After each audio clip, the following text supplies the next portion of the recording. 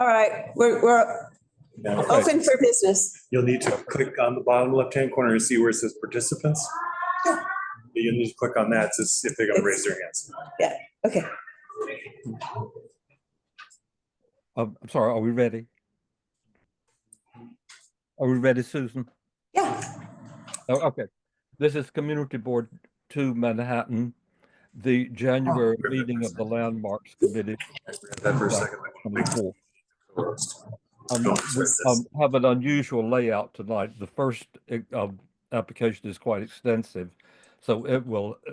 We've allotted the first hour to it, and at 6:30 we'll begin the regular sequence as published.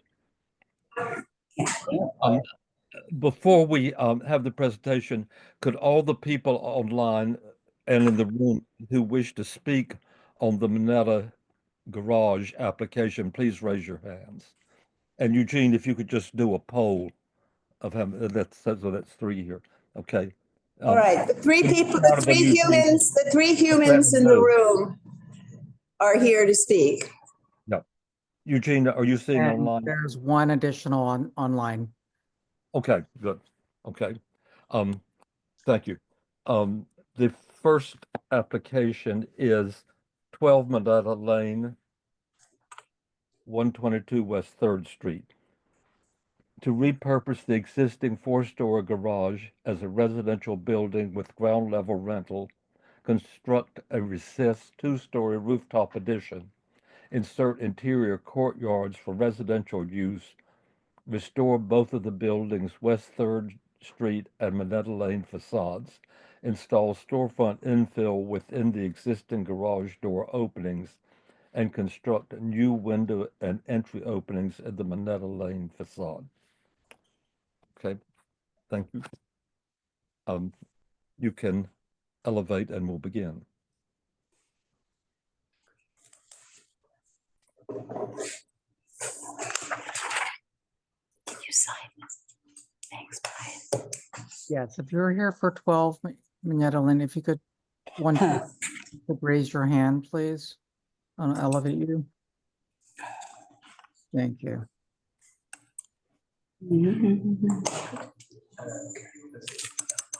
There may be several. If we can get one up, we can find out. Yes, so promoting 2 people to panelist.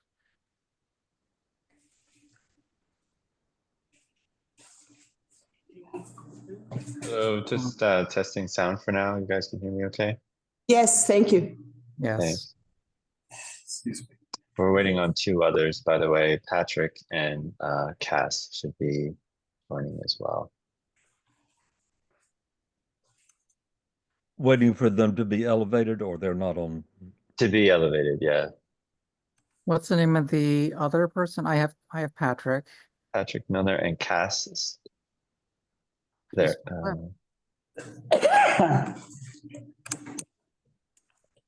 Just so you know, Cass's whereabouts. He I don't should be see in. Cass on the list. Cass Stackelberg is the other participant. He's not on the participant list. From Higgins Quays Barth. Yes, we know Cass, but he doesn't, his name is not appearing on the list of attendees who are currently in this meeting. There was 30 seconds here. Jesse's running to get him. They're in the same office. Thank you for your patience. Okay. Sure.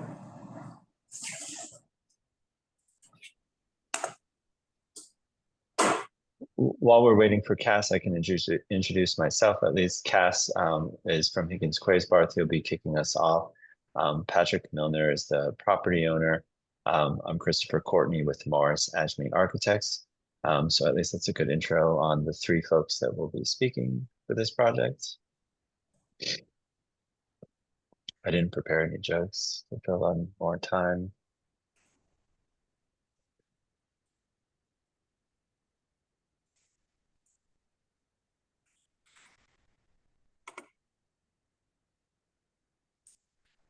I think, Patrick, we might want to just start with your introduction. Yeah, If we could, because we really only have 1 hour for Sure, this. let's get going. Yep, let's get going. Yeah, So let's start going. So I just prepared an introductory statement just to give you a little bit of background on both us and the project.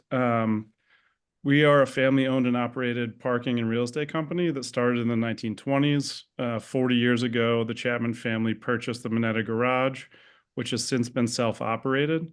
The building has two front facades, 100 feet on West 3rd Street and 50 feet on Minetta Lane between 6th and McDougal.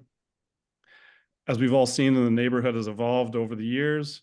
And I would argue that since 2020 COVID, there's been somewhat of a relapse. And so we think that accessibility and safety is of the utmost importance as we think about a development for this site. Over the last 5 years, I've engaged in discussions with our neighbors about a possible redevelopment for the property. Our prior plans were to create a mixed commercial and community facility building. Although we never reached the point of filing those plans, they were reviewed with our neighbors. We are now, as you introduced, we are now proposing a residential building.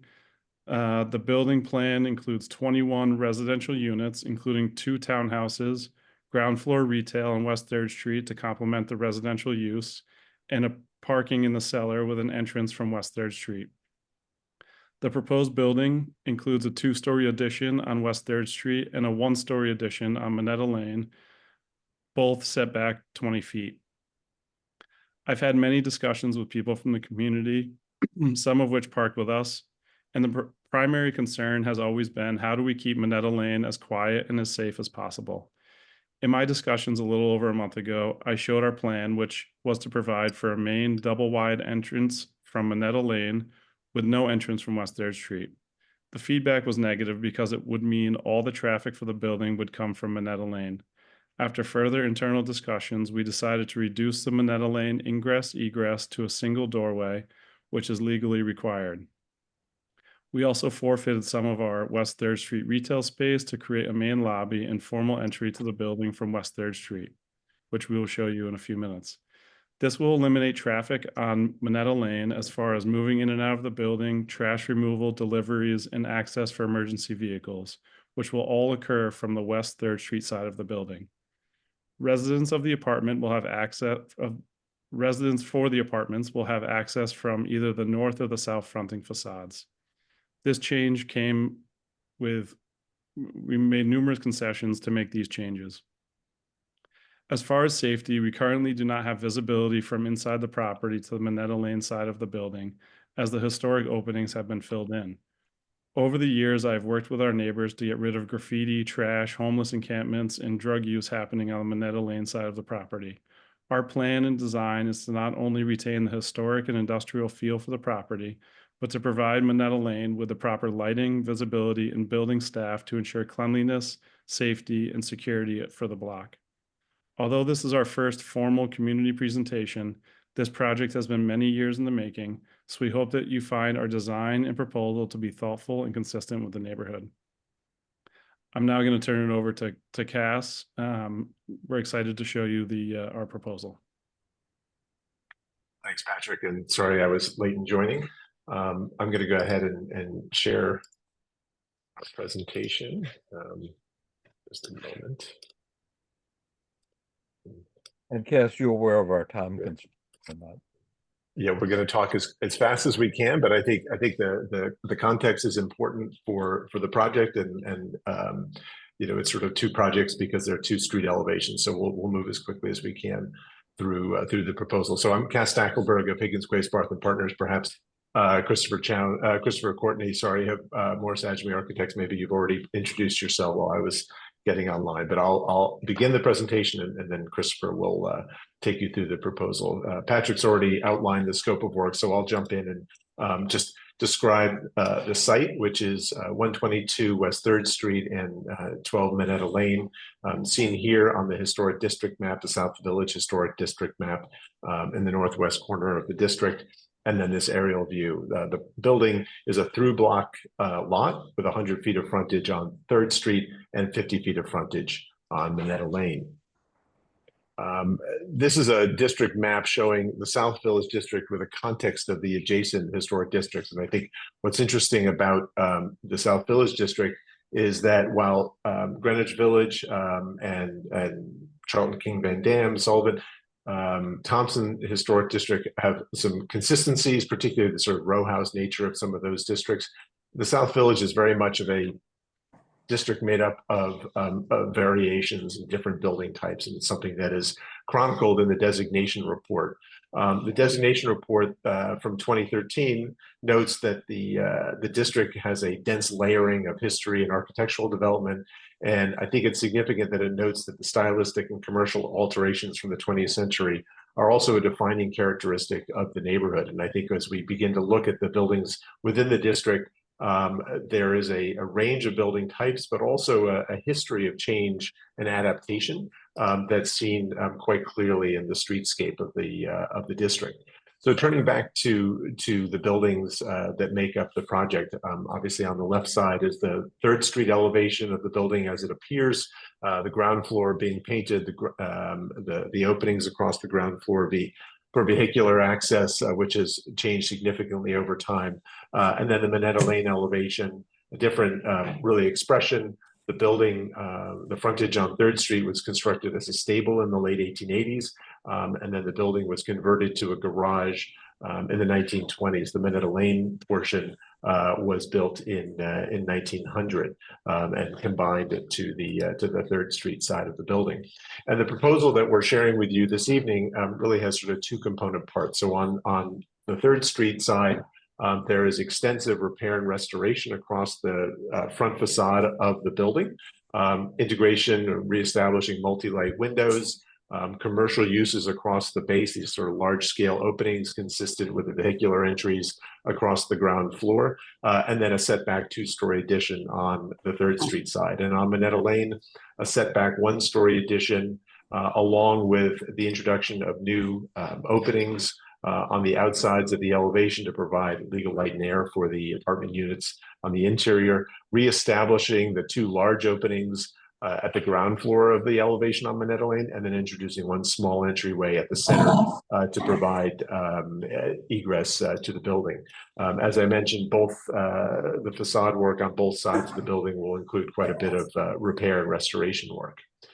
Some historic photographs of the 3rd Street side of the building. This is before the elevated line came down in the late 1930s, this photograph here. And the base of the building was painted, whereas the upper floors were unpainted. The facade of the building, as most of you know, particularly on 3rd Street, is fairly plain and pedestrian, whereas it's a little bit more articulated on Minetta. Historic signage on the building, and then these varying ground floor openings of different sizes and scales across the ground floor, really illustrating the changes that occurred over time, from the time that the building was operating as a stable when it was first built to when it became a garage in 1920. On the Minetta Lane side, a few historic photographs from the late 30s and 1940s, and then a map. So this map, it may be difficult to see on your screen, but this early map from 1895 indicating the boarding stable on 3rd Street and separate residences on Minetta, and then by the 1904 map, the expansion of the building to Minetta Lane. And you can see these photographs. And the map, I think, here in 1904 is also interesting because it illustrates the beginning of this sort of intrusion of industrial uses on the north side of Minetta Lane, which continued really through the first quarter of the 20th century, which I'll touch on in a bit.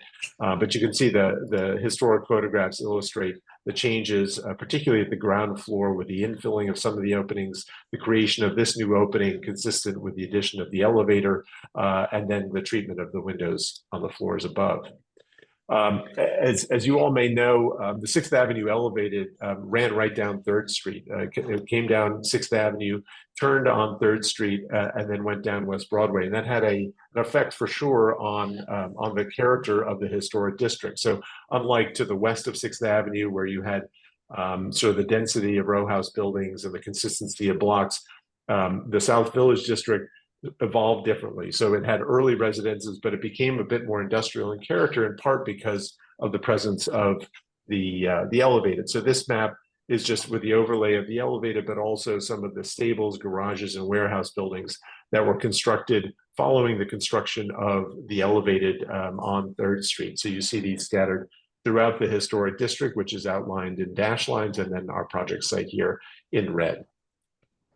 Some views east and west on 3rd Street, illustrating these early 19th century houses, Greek Revival, Federal style houses with the elevated, which obviously had a significant effect on the character of the district. And what came about from the presence of the elevated in part was a sort of an industrial typology that's characterized by stable buildings, which one sees throughout the district. So 117 McDougal Street, which still stands today, 115, which is right around the corner from the project site, and then this stable building on Thompson Street. So this became sort of part of the nature of the district. And similarly, there were a number of factories and garage buildings that were built in the district in the first quarter of the 20th century. So this all sort of illustrates this mixed use nature of the district that is clearly chronicled in the historic district designation report that Landmarks published. What's also interesting to see is that along with those buildings is that there came about, and as noted in the designation report, these sort of transformations of buildings in this district. So we think of our projects sort of fitting within this continuum where historic buildings, whether they be sort of industrial in nature or even residential in nature, evolved over time with additions and alterations.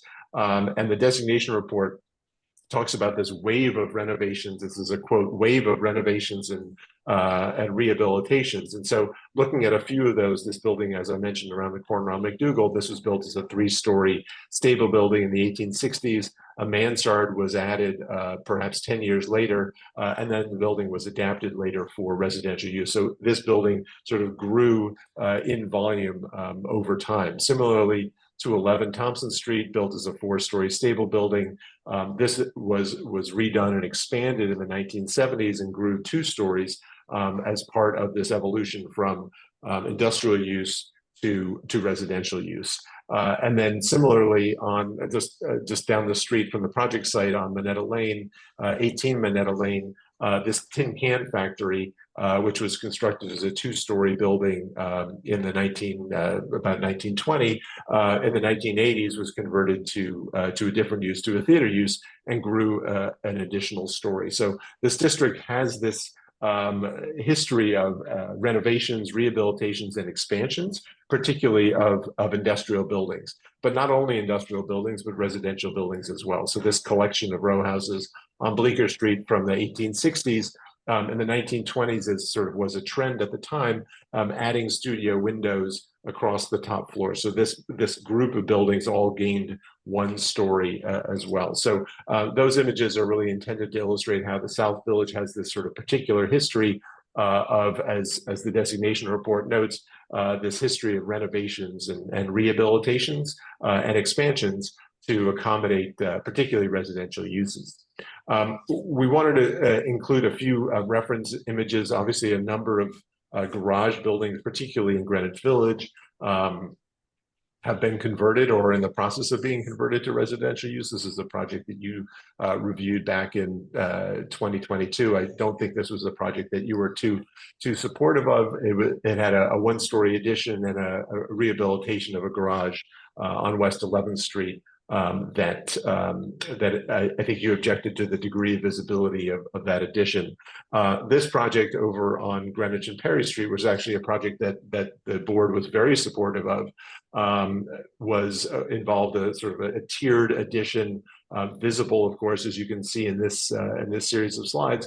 But this again shows sort of the way garage buildings have been adapted in the historic district. And then one other example down in Tribeca, a project that our office worked on that had a multi-story addition that was supported by the community board and approved by Landmarks. Again, sort of this sort of somewhat simple garage structure. Obviously, the city is moving away from vehicular use in the city, and Landmarks has supported the adaptive reuse of these buildings for new residential uses. Turning back to the existing conditions, as I mentioned, the 3rd Street side you. of the building is fairly pedestrian in its design, but is going to be restored. We're proposing new multi-light windows. Excuse me a and- moment. There is someone with an open microphone. Yeah. Could just everyone Um, please ensure that you're muted? Thank you. So there'll be extensive restoration work across this front facade, reconfiguration of the openings of the ground floor to allow for new commercial uses, multi-light windows inserted back into all of the openings. Some details along Minetta, the Minetta garage signage will be preserved and retained on the facade, as will these historic cast iron globe lights with repair and restoration to much of the brick masonry. Some details of the upper floors, just giving you a sense of the condition of the building and particularly the window infill on the upper floors. And then finally, before Christopher takes over to talk about the proposal, just an overall elevation on the south side of 3rd Street, just giving you a sense of the varying scales and relative elevations of the buildings along this street. So on the west end at 6th Avenue, the 2-story McDonald's, that sort of rough edge where the 6th Avenue L was cut through, this 5-story industrial building converted to residential use, our garage, and then this group of 3 buildings, the 5-story tenement buildings and this 7-story tenement building to the far east of McDougal Street. Christopher? All right, so we are about halfway through. I'm going to try to move through these quickly. A lot of these slides, by the way, are mostly here because they're part of the public hearing for the LPC. So there is a lot of duplicative information. We'll go through these fairly quickly. On this slide, the drawing on the left is the existing building. Those dashed red lines show where the cutout will be for the courtyard. That's in order to get light and air for residential condition. That same amount of square footage that comes out is equal to the additions that you see on the drawing on the right. So on the drawing on the right, you see that 2-story addition. It is set back 20 feet. That is the rear yard equivalent setback requirement. We have worked on the upper roof of that. You can see stair and elevator, bulkhead, as well as mechanical screen. We've worked to get those elements as much centered into the building so that as far as visibility from the street, and sidewalks, that as compressed as possible into the middle of the building. If we go to the next slide, we basically can see now we're on the Minetta Street side. So again, the left side is existing. Those 2 red dashed lines are where the courtyard will be cut out. And on the Minetta side, on the drawing on the right, we can see that there's only a 1-story addition. And then we can go to same thing, sorry, with the setback. The setback for that 1-story addition on Minetta Street is also 20 feet. And we can go to the next slide.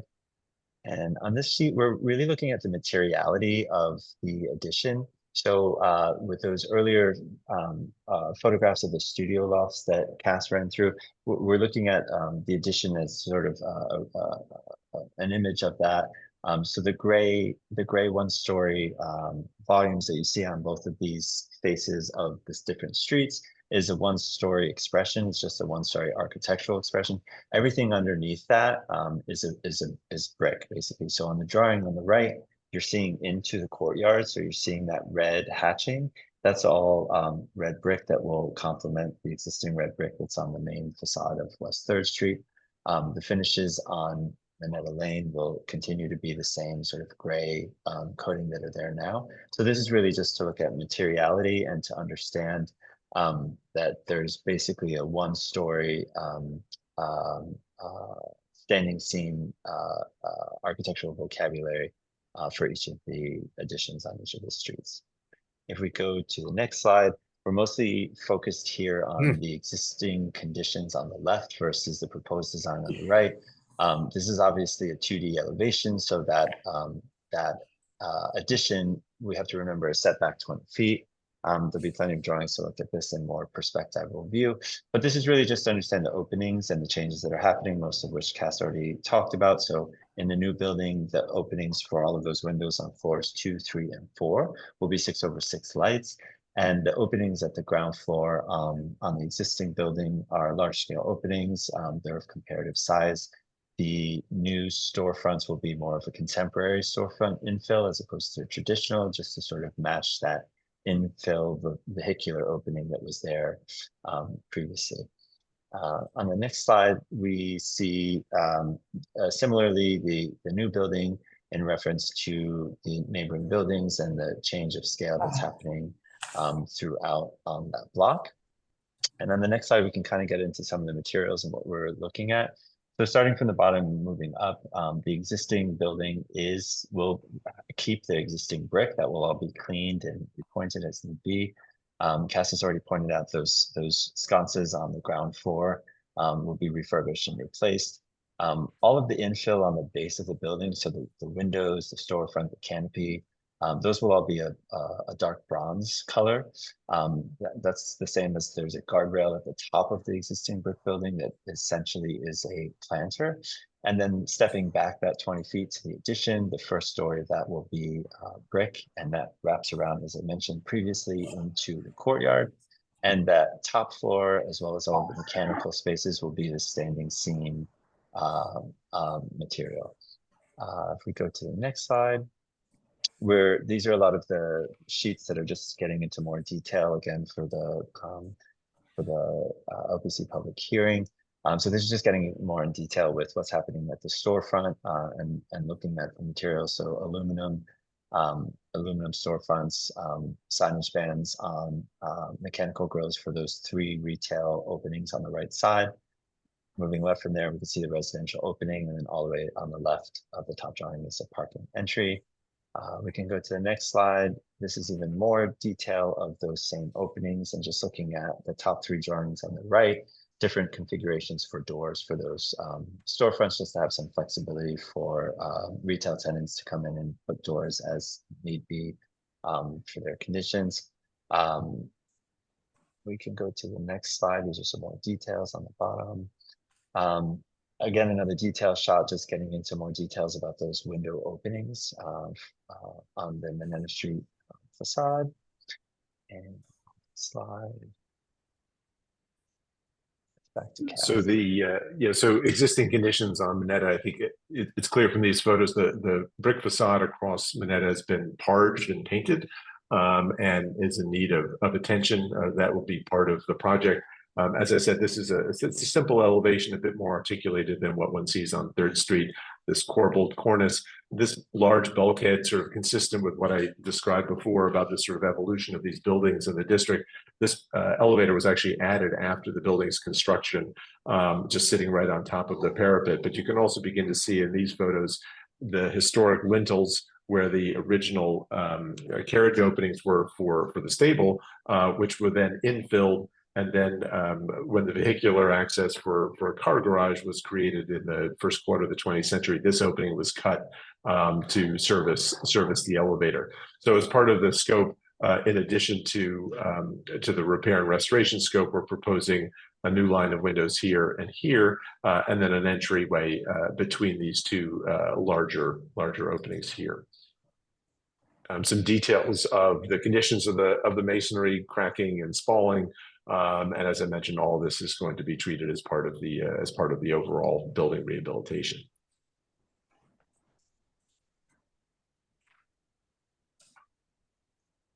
And then a sense of the scale along Minetta Lane.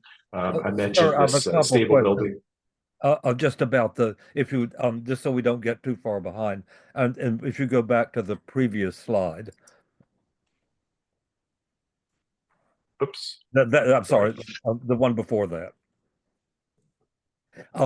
You spoke about what had been infilled in the course of the modifications.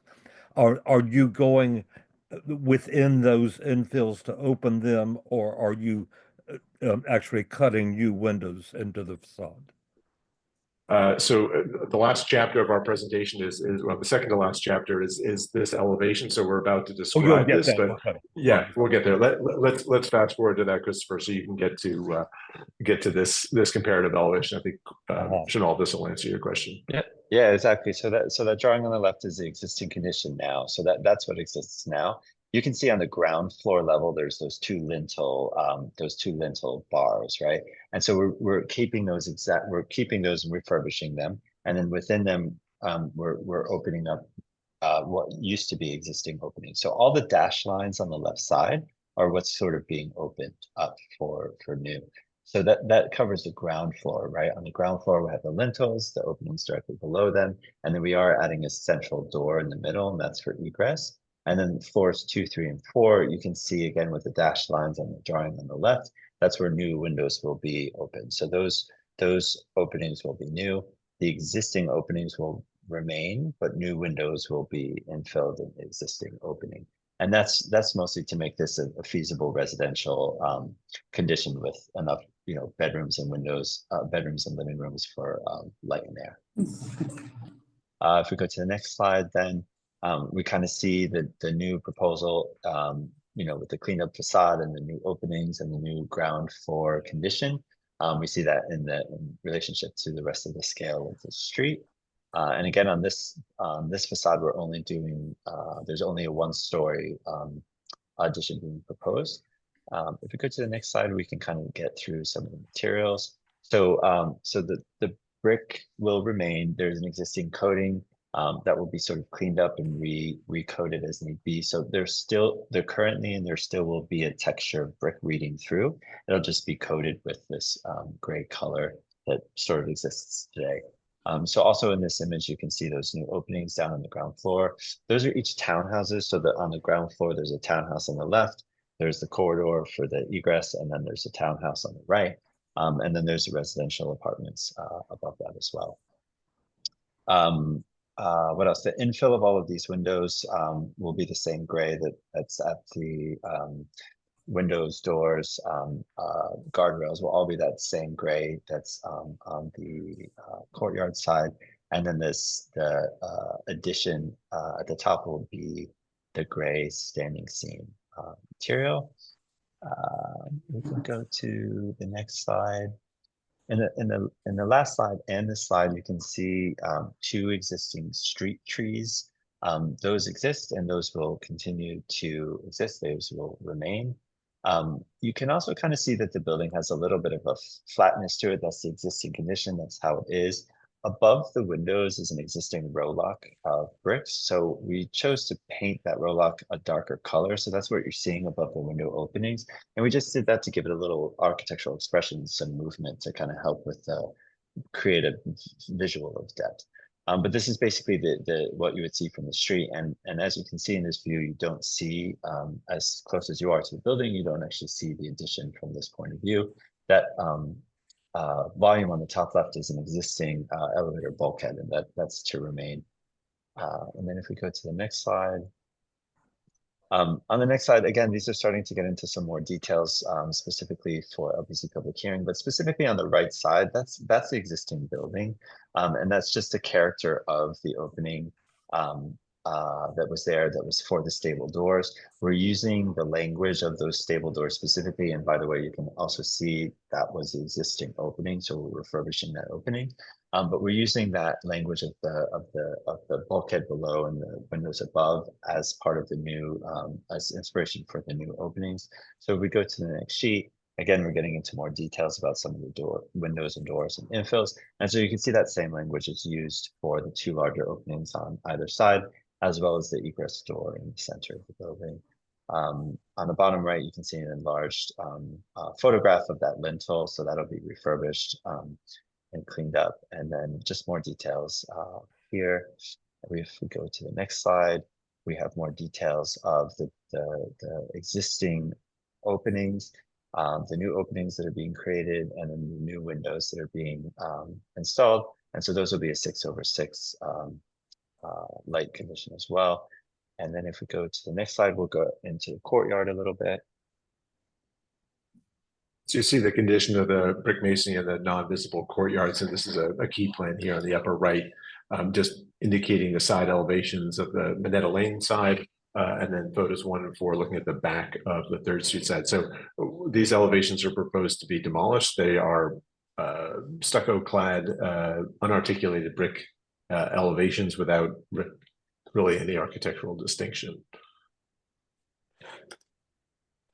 So what we're looking at now is the top key plan in the top right corner. That green shaded area is the area that's being carved out for the courtyard. So we're standing in the courtyard, sort of looking at an elevation.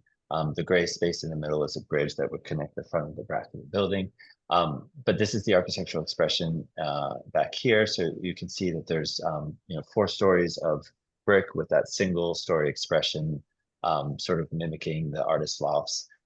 There is a bit of an angle to all of these on the top story that is a bit of a mansard angle, and that's pulling also from some of those artist loft conditions that are seen in the district.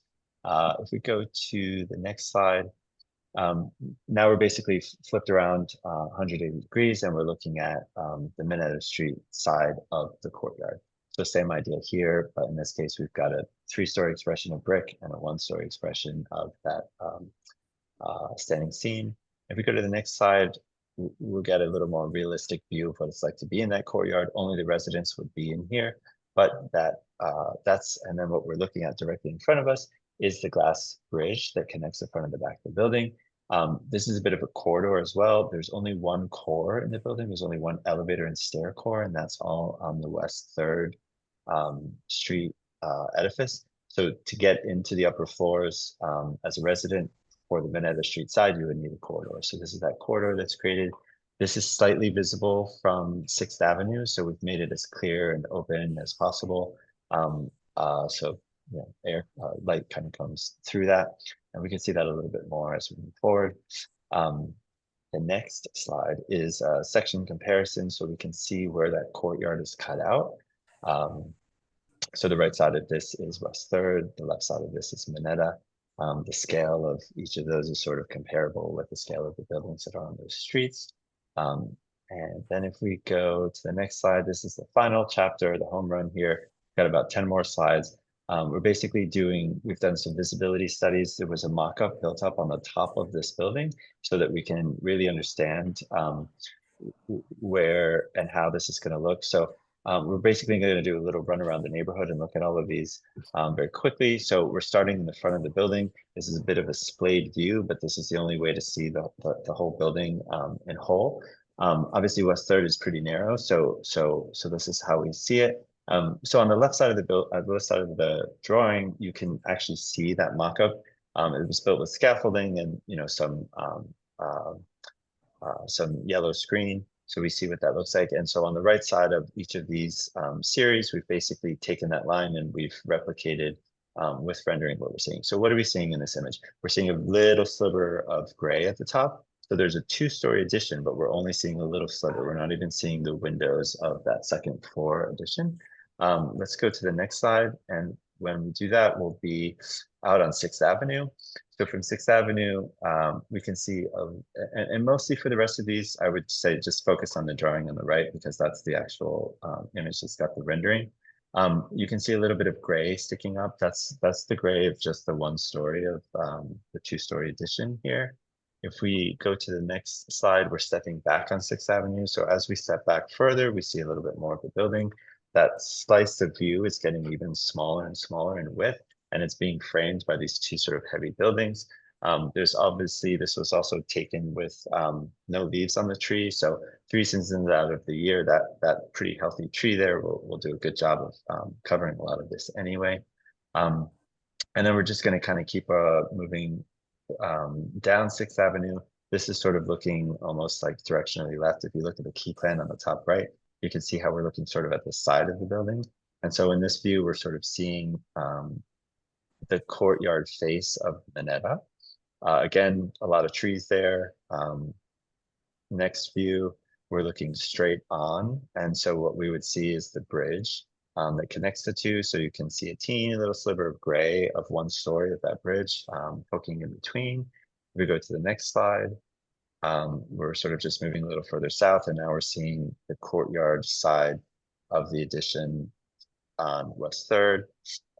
Into the next slide, we've pulled way back on Bleecker Street. So we're pulled way back. We do see more of the addition, but it's further away. It's harder to view. There's a lot of trees that are there. And the only reason we're able to see anything there now is obviously because the leaves are all off of those trees. If we go to the next slide, we're on Minetta Minetta Lane and Minetta Street. Sorry. That's all right. Actually, if you go back one quickly, we're right in I front of the skipped one. building. Yeah, sorry. We're right in front of the building here now. We can't see the addition at all. And then on the next slide, as we pull back on Minetta Street, we can start to see the addition. We can see a little bit of the window of that addition poking through. And then we jump on the next slide to McDougal. We can see the 4 stories of the existing garage. And to the right of that, we can see a little sliver of that 1-story addition starting to poke up behind. And then the next slide, we're at the corner of McDougal and West 3rd. And so widthwise, we can see a little bit of the garage there. And then above that, we can see, again, only 1 story of the 2-story addition. So that's the gray that's popping up. And then the last slide is the next slide. And we see just a teeny little sliver of that gray. Here we're a little closer, obviously, to the building. And here we can see the full width of the building and the relationship of the 2-story addition to that building. The building was originally taller, and we could see more of it from this view, and we could see more of the windows and all of that. So we did actually work to lower those floor heights quite a bit, so that there's the visibility was minimized quite a bit. And then the next slide is sort of our landing slide. So we will pass this back to you guys, and thank you so much for your patience on the length of our time here. Thank you. I have just a couple notes that I need to clear up for the records. The windows are in what material? They're double hung, I gathered. They're aluminum. That's correct. Yes.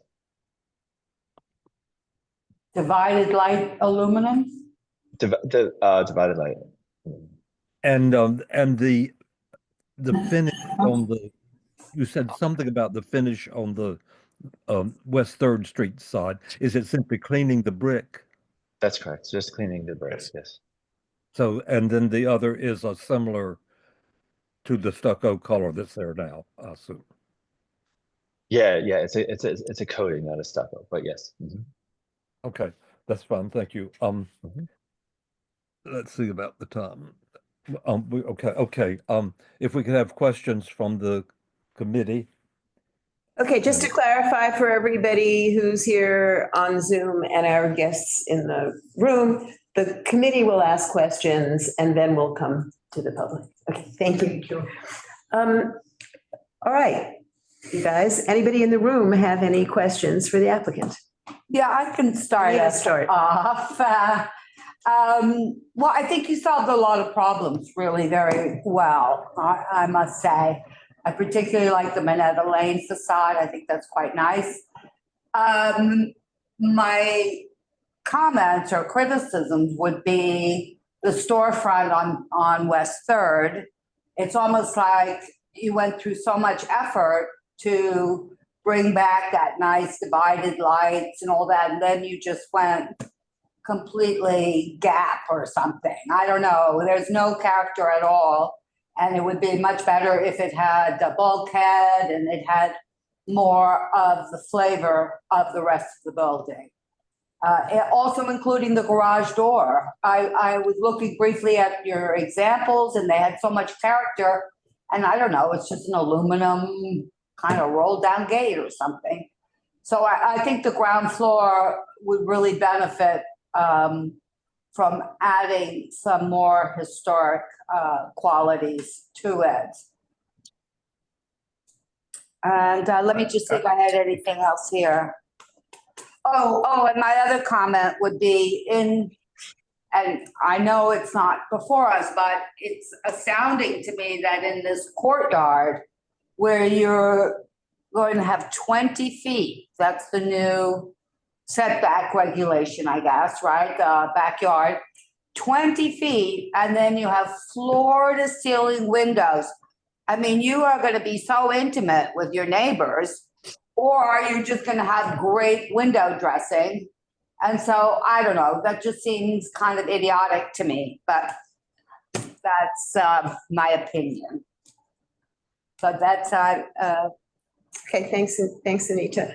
I have a question, and that is, Can we just address the storefront comment? Because I think there Sure, was some thought course. put into that. And I think this building historically never had storefronts. It was a garage building. It had large openings to, first for horses and then for cars. So as Christopher can speak about this too, but as we thought about the ground floor treatment on 3rd Street, it seemed to us to make more sense to do something that sort of referenced and supported the sort of large scale openings of varying sizes, but with large panes of glass that didn't have sort of a traditional bulkhead or transom that one might see in a historically commercial building. And so that was the thinking behind it. We may not have pulled it off in satisfaction, in your satisfaction, but that was the idea, and that's why there aren't the traditional features that one sees in storefronts along 6th Avenue or Broadway. But it still doesn't look that good, Cass. Well, that's my, yeah, that's what I said. You may. Okay, It could just we looks move on to very another minimal, topic, please? like, we just couldn't go the extra inch here. I don't know. I understand. okay. Okay, let's move Thank on, you. please. I have a question, and I'm sure it's shared by others regarding visibility. I have been by there, and particularly from Carmine Street and 6th Avenue, and from 6th Avenue across the street from the playground, and from McDougal Street, there's certainly more than minimal visibility. I understand that, for part of the year there will be trees, but for part of the year there won't be foliage. And it just seems to really exceed the sort of minimum visibility standard. And I wondered if you could speak to that. Christopher, maybe I'll start and then you could speak to it a bit further. So obviously there are seasonal views, and all of the views that we have in this deck have no leaves on the tree. So this is sort of the most visibility that there would be. And I don't think the subject of trees is really not a subject to discuss because we don't regard them. We regard what it looks like without the trees. Right, and we've represented our visibility without leaves. So I don't think we've purported that there is minimal visibility. I think as you move around the building, I think the 6th Avenue elevations and the whole 6th Avenue side portion of the district, particularly on this block, is a kind of an unfinished portion of the district. So because of the expansion of the avenue and the cutting of the avenue, as you well know, that side is sort of more unfinished than the west side of the avenue. So we think that there could be it could be found appropriate to have more visibility from that side. And I think then the greatest visibility is north, that one view that Christopher showed us, sort of looking southeast, where you're seeing sort of the top floor, but it's sort of through this, it's on this moment on the sidewalk between the two buildings. So I think in our estimation, there are varying degrees of visibility. There are areas where it is more visible and less visible, but it's fairly limited. I wouldn't say it's necessarily minimal, but I'd say the visibility is limited. And given the scale of the building, I mean, this is 100 feet of frontage. We think that this could be found appropriate, particularly given the sort of context of other approvals that the commission has granted for buildings of similar type. Okay, thank you. And just to be clear, I think you had mentioned that we had, in your examples of previous LPC approvals, we looked at 738 Greenwich Street, which was a very nice application and was indeed approved by LPC. But I think, we did, this committee, I just checked the reso, and this committee commended that and recommended approval, provided that the visibility was reduced. So, we do consistently have concerns about visibility. But I understand what you're saying. Understood. Thank you. Brian. Yes, I'd like to second what Anita and Susan said. I agree with their comments. I also wonder if you studied the top floor additions with smaller windows and with brick all the way up so that it didn't stick out as being a totally different addition to the skyline from afar. So we did look at that. Because we are doing something a little bit more modern on the back, and we are set back 20 feet from the face. We thought we had an opportunity to have a different architectural expression than what's exactly below. So complementing, but not matching it exactly, and certainly pulling contextual cues in with some of that. So in doing that, for us, we see in these districts a lot of additions or mechanical additions, and they're a little more sort of industrial feeling. So that's a bit of an architectural language decision that we've made to have that steps back addition in juxtaposition a bit to the base of the building. I would agree with that in some cases, but because of the visibility, I think you're fighting against that, and it's cross purposes here. The contemporary look stands out because it is visible, too visible. So I think it might be softened if it had a different expression. So. Okay, thank you, Brian. Valerie, do you have anything? Okay, thanks. Are there any committee members online who have any questions for the applicant? If everyone else has spoken, I would like to. Go ahead. Yes, all the visibility things, and we'll discuss that in detail when we form the resolution. I'm particularly concerned about the 3rd Street ground level. It is such a handsome array of the 4 big bays there, and you can picture horses going in and out, and then cars going in and out. And the result of this is a demolition of the whole floor and insertion of things that really don't relate, except that they're big openings, to what is there now. And it loses what it has always been, a building that vehicles of one sort or another can enter and leave. Could we have the members of the public who are in the room? Yes. I'm sorry. Yes. First, may I alert the other applicants? We're about 15 minutes behind. So what we had thought to start at 6:30, we should be able to start at 6:45. And Eugene, in the meantime, can you elevate all of the one person online, I believe, wanted to speak, so that we're ready with that? So could we go, Susan, to the people in the room? Yes, please. Who would like to say first? Please come and sit here so that you can be heard. You have to be heard on the mic. Otherwise, we'll hear you both. We'll hear you both. And please limit your. Why don't you come in the meantime? Yeah, While they work it out. Hey, how are you? Thank you for hearing our I'm sorry, comments. Susan, was the 2-minute thing heard? No, I think we're going to ask that everybody just speak no for longer than 2 minutes because we have such a packed meeting. So we're keeping the time. Thanks, please. Yes. So let me start by saying I'm fully supportive of redevelopment of the area as long as it preserves the history. It's a very old historical neighborhood. It just feels like looking at this design, I had the same kind of concerns that was raised earlier. I mean, this is already a massive building. You'll be able to see it from everywhere. And it just feels like the only part of it that's really preserved the history is the 3rd Street facade. The Minetta Street facade literally looks like a brand new building. They selectively picked 2 giant entryways for townhouses, which no one can really tell those are for townhouses because there are 3 historic townhouses across the street and 4 along Minetta Street, and this bears no resemblance to any of them. I think it's just so much glass compared to everything else in the area. I think like on that street, if you look at that block, everything is low rise. You don't see that much glass. This is a ton of glass. And also, if they're going back to the original style, right? I don't think it was painted gray, right? And they're restoring the front.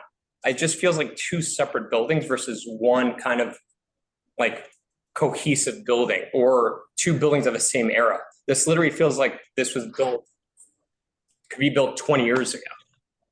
And there is no character. And so the other thing also on the addition is not only are they building the additions, you also have the bulkheads, which you're going to be able to, that's the part you're going to pretty much see from every angle. So that also adds to the height. So those are like the main general comments I had. I mean, look, I think it's nice on Third. I just feel like it was just very inconsistent. They spend more time designing the courtyard than really focusing on Minetta Lane, I think. Thank you. Thank you. Could you state your name, please? I'm Chris Dulac. Thank you, Chris. Thank you. Thank you very much. Please. Sure. Hi, everyone. Nick Winter. I live with my wife. We own the building that's 2 doors down on Minetta Street. So we're very close to the Minetta Lane facade. In summary, we're very supportive of the design. Most people will know that this area on Minetta Lane is kind of dead. It's frequented by vagrants and drug users. And the opportunity to have a couple of townhouses and a small entrance, you know, as a back entrance to the West 3rd Street. Main entrance is good. Townhouses sort of in the character of the neighborhood. Ari owns and Christopher own a couple of townhouses down the street. We own one, our neighbors own several. So I think it's a huge improvement. And, you know, yes, it's gray. And yes, it's a building that looks different from the one in front, but the original building was built at a different time and is gray currently. And, you know, most of the buildings on the street have several windows anyway. So I don't have any particular issues with that. So I think it's a good improvement and much better than the prior commercial design. So my wife and I certainly welcome this. And we have no concerns about visibility. You know, in terms of our daily travels, I think it's all fine. We've seen the mock-up and we've observed that.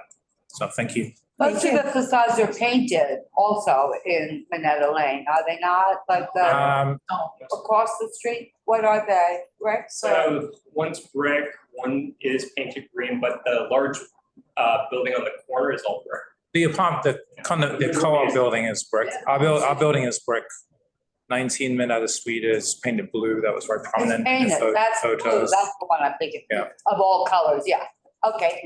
At least one of your buildings is painted white, right? Or maybe both. I forgot. So, yeah. Okay. Thank you. Thank you very much. Thank Please, Joyce. Thank you. Hi. Hi. Hi, my name is Patty Dulac. I live there from 1985. I have a restaurant there. I raise my children. I'm president of Block Association, very involved, and probably I died there. I'm a very much pro-development. I like that. And we meet with Patrick many times. Every few years, he come new plan and change it. The last one, last Friday, give me. And for me, I don't have no problem with the front. They change the light, they change the brick, the window, but in the back, it's different thing. Whatever they show, maybe before landmark, that was landmark come to the picture. To them, let whatever they want to do. The house next door to them, they get permit before landmark, but they have to still keep the frontage and the build in the back. But this is something not according to Minetta Lane.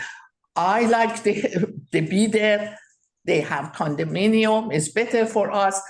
Not with this white window, with this color gray. They did 90% of the project clean up brick here.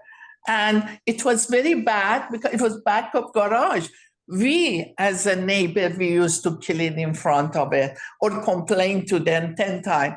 But this is not the character. 2 houses built last few years, but they have permit before landmark. Landmark came to protect us. I think this is good project. They should go through, but they should change it according to landmark.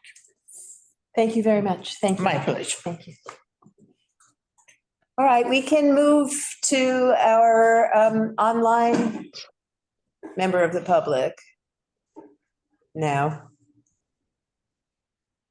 Jordan, if you can unmute and speak. I'm setting the speaker timer. I don't think we need it now. We're moving along. Thank you. Hi. Sure. And, Hello. if you are able to unmute, we can hear you, your testimony.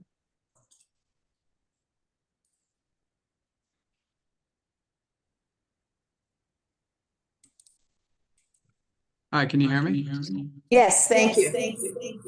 I was just, my hand was raised for, I'm presenting later, so I don't know if this accidentally showed me as someone having a question, but.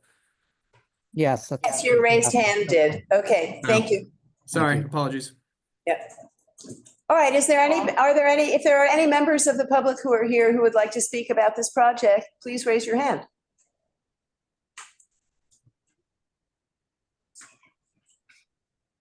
There don't seem to be any other hands raised.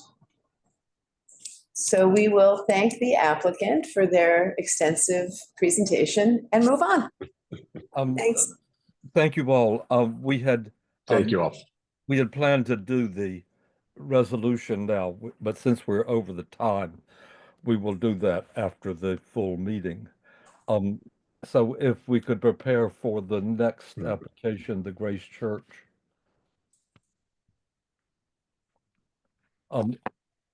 Please upgrade the people for the next application for Broadway, and I'll read the. Thank you for coming, everybody. Thank you for coming. Thank you all for the thing. It was Nice super people come in clear. and say nice things too. Refreshing. Better than seeing it on Zoom. The It is. 788 802 Broadway. Humans won't go out of Application fashion. to restore the highly deteriorated For coming. hard stone tracery and pinnacles at the south elevation with new cast stone. Email? Yes. Oh, okay. We've got Okay, this. Thank you. Gene, when they're ready, we'll begin. Thank you very much.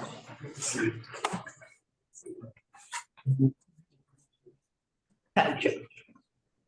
Oh, sure. These are a bunch of the originals. Very good.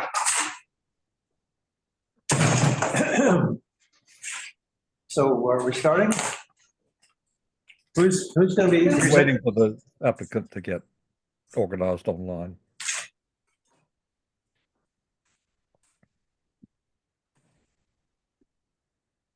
Going on. I think we're waiting for the applicant to be ready to screen share. Eugene, do we just have one person presenting? It's just Michelle. Is there anyone else that Actually, needs, if there's anyone else that needs to be, I'm sorry, Eugene. It's actually my colleague, Nathaniel Schlunt, who's going to be presenting. okay, Um, Nathaniel, okay, hold on one second. yeah, if you could elevate him, that would be.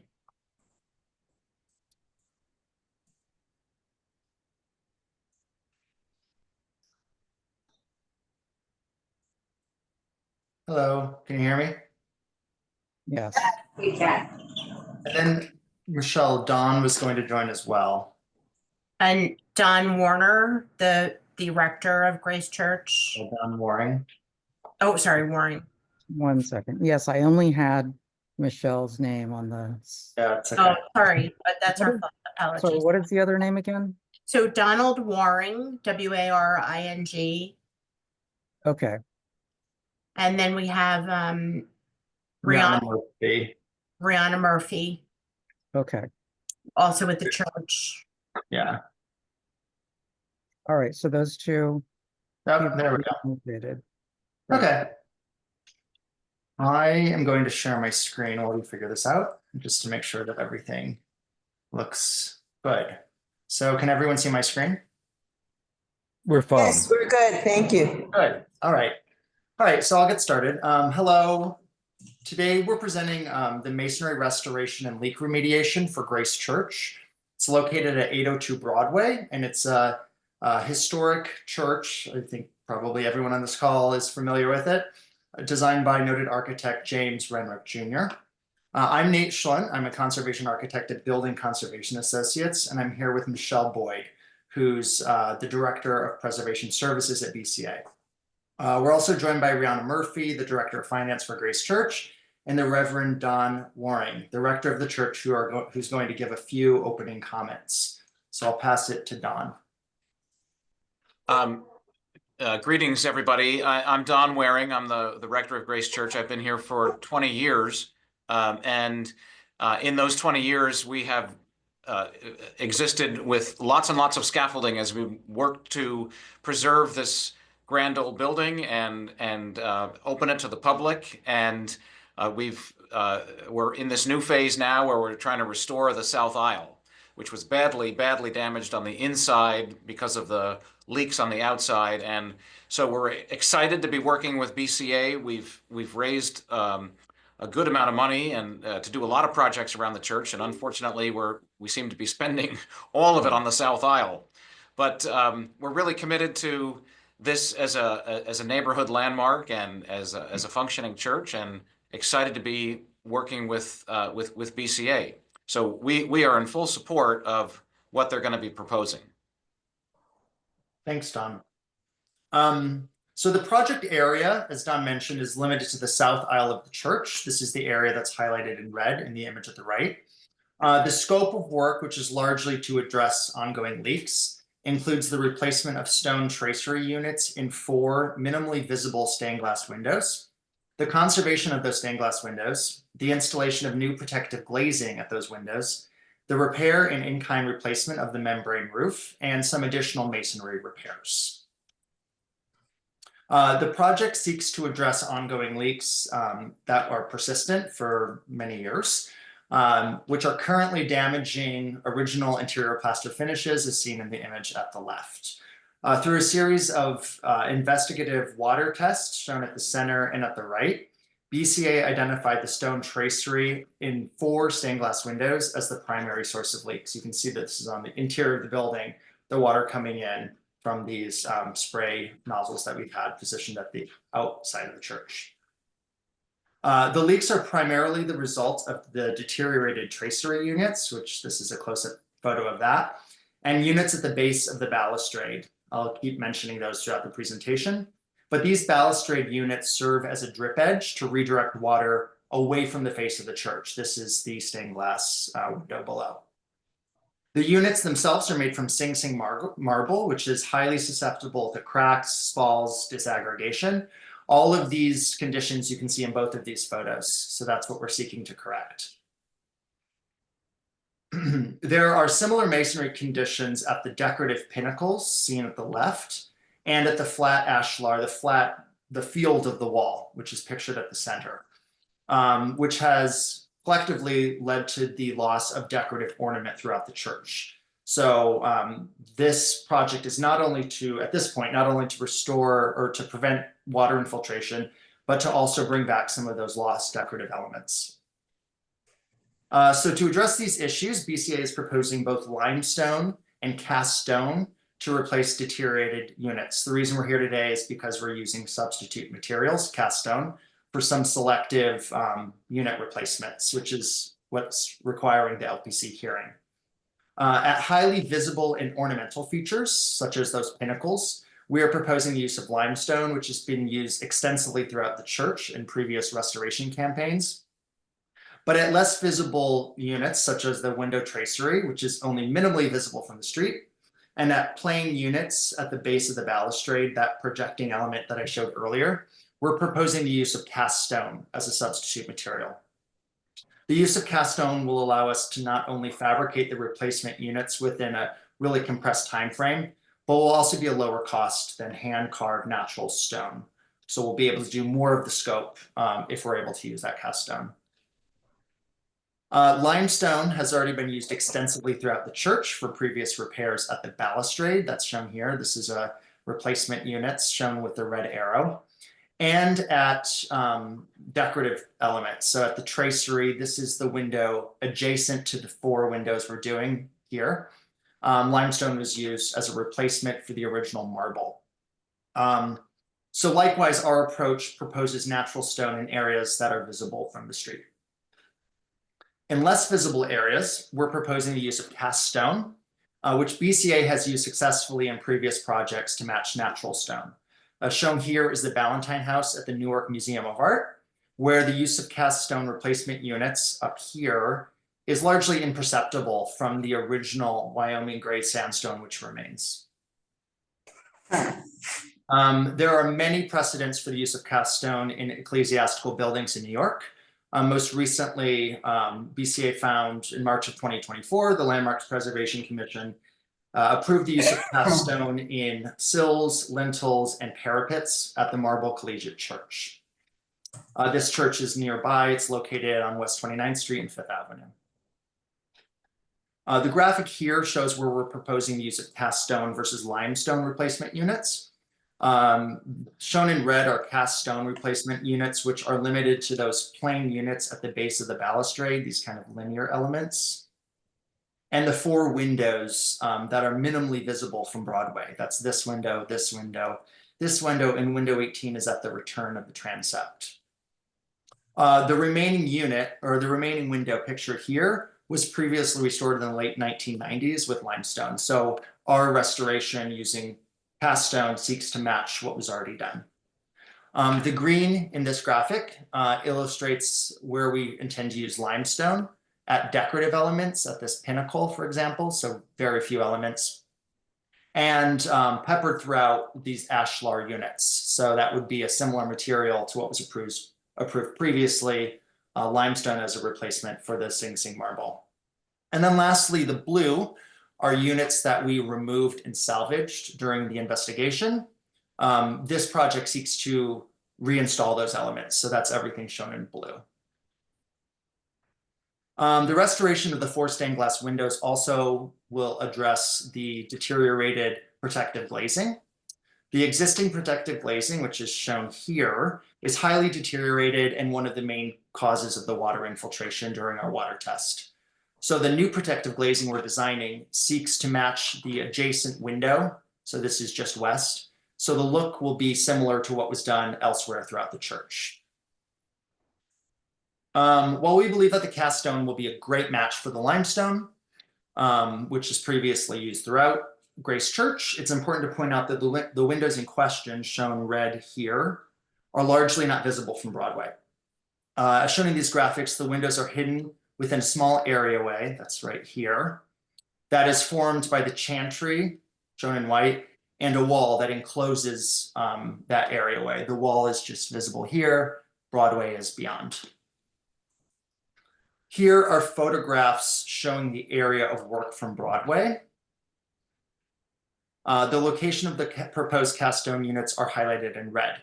So the replacement units at the base of the balustrade, what forms that drip edge, are plain in design and largely inconspicuous. They're not decorative elements. And only one window, which is adjacent to the previously restored window here, that's right here, is visible from Broadway, just the top of it. As you move closer to the building and further north on Broadway, it's obscured by the piers that separate each of the stained glass windows. So in closing, BCA has extensive experience using cast stone as a replacement unit in similar historic masonry buildings. In past projects, it's proven to be a suitable substitute material for natural stone that performs well when exposed to weather, unlike the original Sing Sing marble, and allows for the accurate recreation of profiled and ornamental stone units. So with that, I'll thank you for your time, and we'll open the floor to any questions. Thank you very much for such a really clear presentation. Does anybody in the room have a question? Well, I just think it's lovely. I have no problem at all with the cast stone. It's so easy. Well, it's not easy. Skilled people can match the limestone really very accurately. I was just curious about one thing, which is the balustrade, which is like one of those decorative 3-dimensional balustrades. And it's just, they're all in good shape except for one. Is that correct? So most of the balustrades, I'm going to use this photo just because it shows most. Let me see if I can find one without the. So most of these balustrades, everything up here and the balustrades that are above the west entrance were previously replaced. They were originally marble, They were replaced in the 1990s with limestone. That's kind of the material of choice for replacing the Sing Sing marble. The only original balustrades in our work area exist on the south side. They're largely in good shape. There are areas, I'm going to try to go back to here. This is at the base of the balustrade that was replaced, but it's a very similar condition further down. It's really just this projecting element that is failing. And the problem is not only aesthetic, right? It would be great to have this, you know, this line, the registration of that from Broadway, but it also prevents the building from functioning properly. Something interesting about architectural ornament is it often serves a utilitarian role. And in this case, it's a drip edge. So we found that it would be important to not only restore that element so it directs water away, but also to use a resilient material. The only element on the building at the decorative balustrade, which has this kind of these decorative openings that we're replacing is, let me find it, is at the return here. It's a very limited number of units. And we're proposing the use, you know, cast stone is really, there's the advantages are when you're using multiple units because you're casting them again and again. So currently we're proposing doing that out of limestone to match what was, what's adjacent in marble. So yeah. Did you consider making that element, the horizontal element that's protecting your windows below? Did you try to improve the design of it? Like maybe make it larger or? I think the problem is that the effectiveness has been reduced because you can see this is the original line of the drip edge right here and right here. And this is what we were able to remove. It was loose. It was covered with decades and decades of patching material, which traps water and accelerates the deterioration. So I think just restoring Renwick's original design, which was pretty good, it was just the material that was flawed, is what we're seeking to do. So that's why we're proposing the use of cast stone here, because it's so exposed to weather and erosion. Thank you. Brian? Yes, it's a good presentation and I'm happy that it's being done for the church. My only question is about the protective glass. You have some kind of metal frame there in that detail. Mm-hmm. And I am wondering, you don't show how, it seems like there's quite a bit of exposed metal on the exterior that would be visible from the exterior. So the only modification to the original window that we're proposing, so this is the existing stained glass, is the way that it's being vented. So stained glass with protective glazing requires venting so condensation doesn't build up within the cavity between the protective glazing and the stained glass. That's why this piece of metal is required. So there's a slight space at the bottom so condensation can escape. So it's not just a function of its installation, but it's also a function to improve the functionality and to prevent condensation from building up here. So it's different in design than what's here. This is what's here is kind of hermetically sealed. We're looking to have a ventilated space. So that's why we have this weep hole. This crimp creates the weep hole at the bottom, which allows moisture to escape the assembly. So basically my question is, what is the dimension of that exposed metal? How do you have an exterior rendering of showing how much that is going to be seen? It would largely match what you see here. We don't have a rendering of it. But aesthetically, it's going to match what's done elsewhere throughout the church. Also, I should note that when you look at this window, when you look at the windows that are part of the project from the street, it's not visible. Okay, I was trying to reply. Okay, so you don't have a dimension? I don't have a dimension, no. Does the tracery cover it? Does it go on top of it? No, it would be around the perimeter, not in front of the tracery. And then the function of this is to have the protective glazing standoff from the sill to allow water to escape the assembly. And Nate, isn't it the case that it would be completely hidden from the public view? Correct, because these are the windows, the subject windows here. This is 1, and then 2 and 3 are concealed behind the chantry. And you're not working on the first one because that was done. Right. This was previously restored in the 1990s. Okay, thank you. Yep. Thanks. Chenault or Eugene, do you have any questions?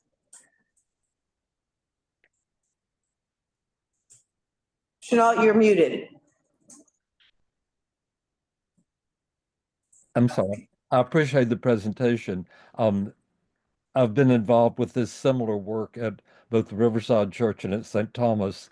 And lately I was in touch with the Preservation Department at York Minster, and they have a 100-year project to go around the Minster to see to this sort of thing. So I commend your going around the church in perhaps less than 100 years to stay in good condition. Thank you. Thank you. Is there anybody online from the public with a question or a comment? Please raise your hand if so.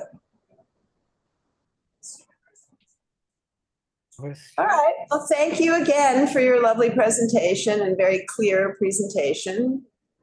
And we'll move on to our next application. Thank you very much for your time.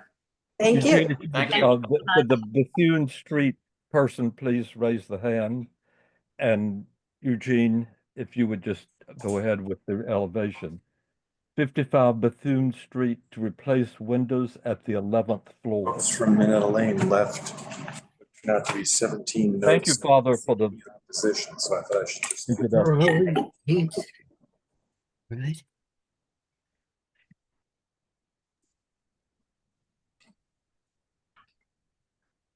Hi, Adam. I'm also promoting Craig Truman. I'm assuming he's an associate. Yes. Okay. Bethune. Albert, could you please mute yourself?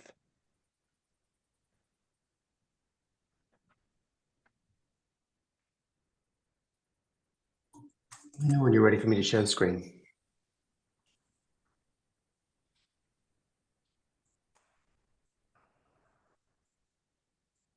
Yes, go ahead, Adam.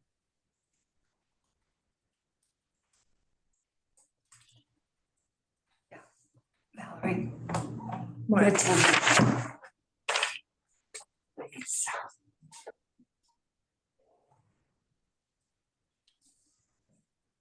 Shall I go ahead? Okay, let's go.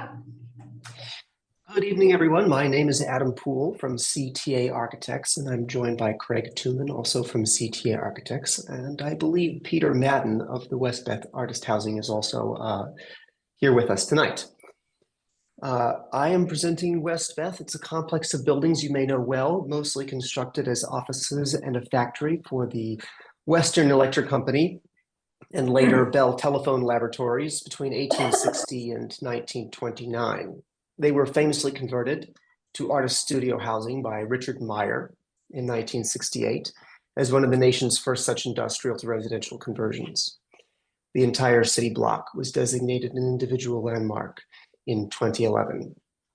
The particular building we're discussing today is the H building at the corner of Bethune and Washington Streets, built in 1924 and modified in 1931 to accommodate the High Line.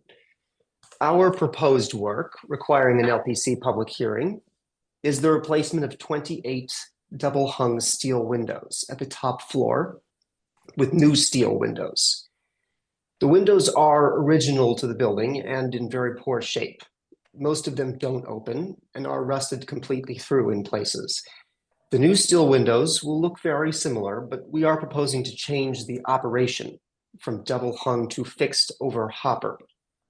The main reason is that double hung steel windows are not commercially available with a thermally broken frame, which is needed to meet modern thermal performance standards and avoid condensation.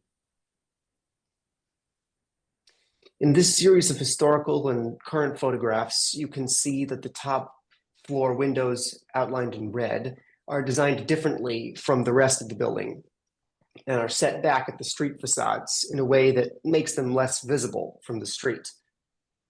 This space was designed as a conference hall and is now used as a dance studio.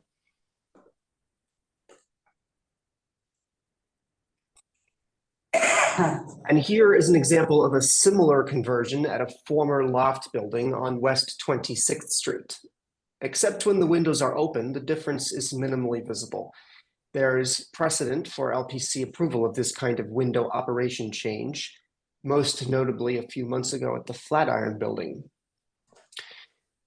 We have included a few drawings from our application in case there are questions on them as well. I'll note that we'll match the frame dimensions and existing Munson patterns using simulated divided lights. In the end, the proposed work and change of window operation will have a very minimal effect on the appearance while vastly improving the window's performance for the comfort of those inside, for maintenance and for energy efficiency. Thank you. Thank you. Anita. Do you have a picture showing the hopper? I mean, are they tilting in from the middle? Yes. A hopper pivots from the bottom in. Right. So, yeah, I guess it won't rain in. That's pretty cool. Okay, good. Well, I don't have any questions. Brian. Yeah, could you go back one to the detail of the window? So the existing is shown on the left and the proposed window is shown on the right. Okay. Sorry. Yeah, I was just checking on the profiles a little bit more there and it looks pretty good. Okay. No other questions. Thanks, Brian. Expensive windows. They're very large. They are, yeah. I like the solution because I know the double hung are not as energy efficient. And this way, it's also very safe. You know, it doesn't have that, you could fall out of the window type of thing, so. Yeah, we don't like that. No. All right. Well, then you put up grills and then you have another design problem. Right. Anybody from the public who wishes to speak? Nope. All right. Well, thank you very much, Adam, for your clear and concise presentation. We appreciate it. Thank you. I've been to more than a few rehearsals in that space, and I presume it'll be a little less windy with the new windows. Right, the A bit more comfortable, yes. I have been there quite a few times. Okay, we'll move to the next application then. Thank you very much. Why does it have to come? Morton Street, please, Eugene. 32 Morton Street. The application is to construct a cooling tower on the rooftop.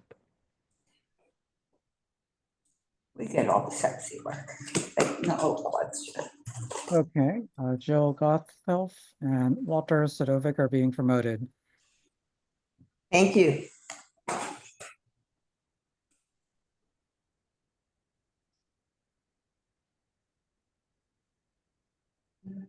Hi. Respect to your time frame will be brief, hopefully as brief as Adam. I'm joined by Jill Gotthelf, my longstanding partner and a principal with the firm. I'm Walter Sadovic, principal with WSA Modern Ruins. And this project proposes to provide a new cooling tower to replace the existing cooling tower at 32 Morton on the rooftop. I'm going to open my presentation, but is there, may I share the screen? Please do, thank you. Thank you.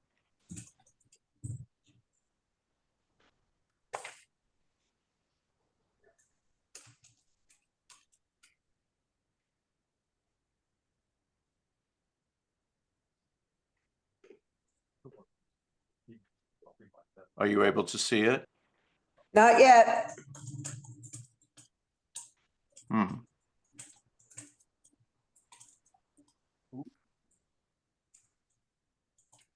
we go. There we go. Yay. Great.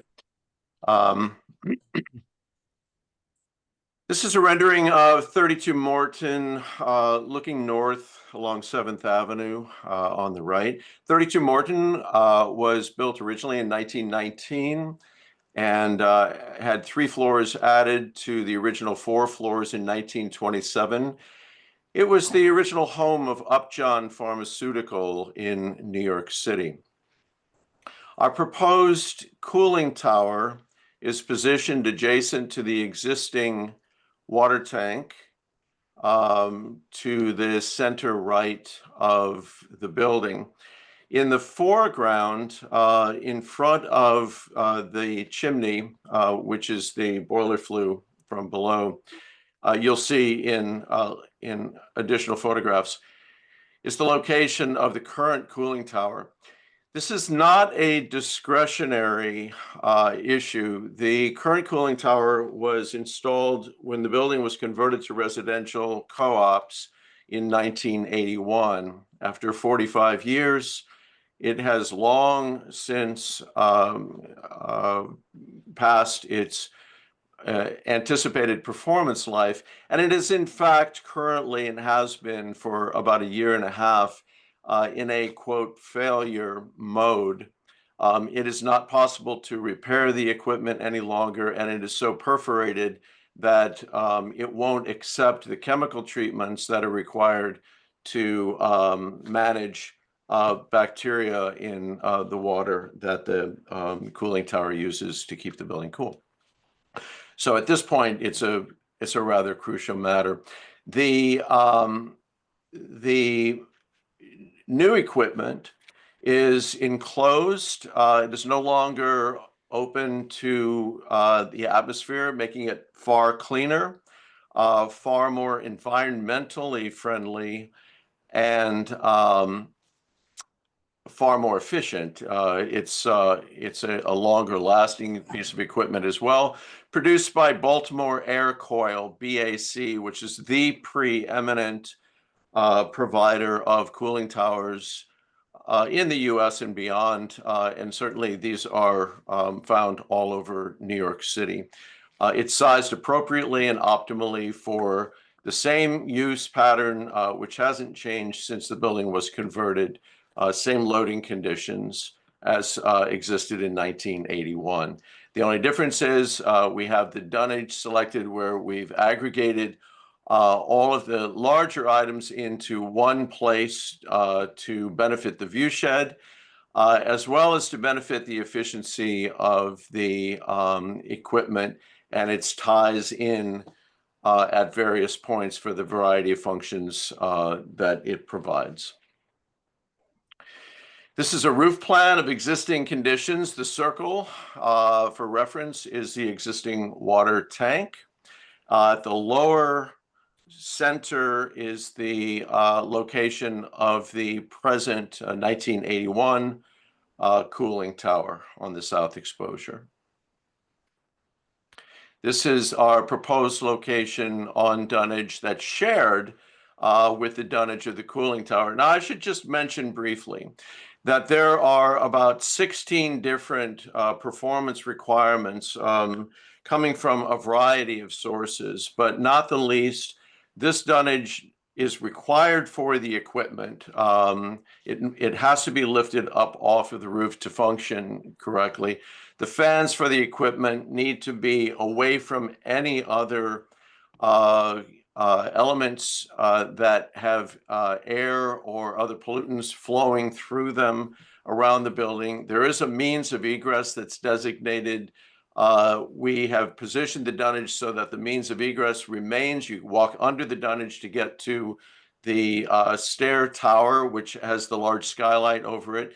To the left of the dunnage is the elevator machine room. We're not affecting that at all.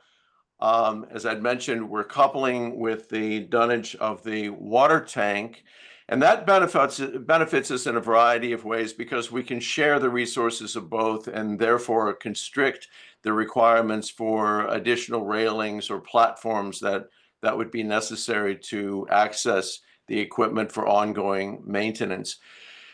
The rest of the roofscape seems like it's open, but in fact, it is very much not. The northern half of the building, from the bottom of the water tank to the north parapet, is presently designated as private. It's the enclosed area at present is specifically attached to the penthouse, which is the second floor of the penthouse, as its private terrace. To the left of the dunnage, there's the issue of interfering with the fire egress, which is in the cutout there to the left. To the south, in its existing location, is the worst location relative to view shed, especially from the south looking north from Varick up 7th Avenue. It was bad even when the original cooling tower was put in, but of course that was playing by a different set of rules. The fact is that cooling tower, the original cooling tower in its present location, wouldn't be acceptable for a variety of regulatory agencies as it is because of its proximity to the exhaust from a variety of flues, both to the west, you see the gang of flues, as well as to the principal boiler flue to which it was positioned adjacent. None of these other contrivances can move, and we need to be able to access around the perimeter of the roof to provide maintenance and provide a place of refuge for fire egress. This is the existing condition on the roof, looking in a variety of locations. You get the sense of it, I think, through the images. It's fairly consistent. This is our mock-up, which shows it also looking to the east, looking to the west.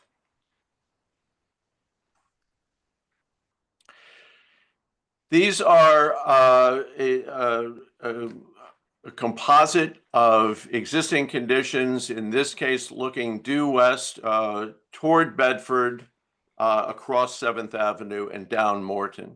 To the left is existing condition, the middle is the mock-up, and the right is the proposed new location. Likewise, looking northeast,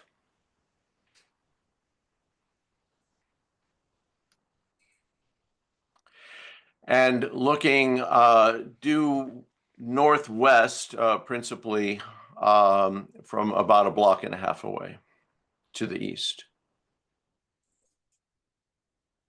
There's, in most views, minimal to no significant visual change as regards to its placement, mostly because of the pre-existing elements, stair, tower, and water tank. This is further down 7th Avenue looking north.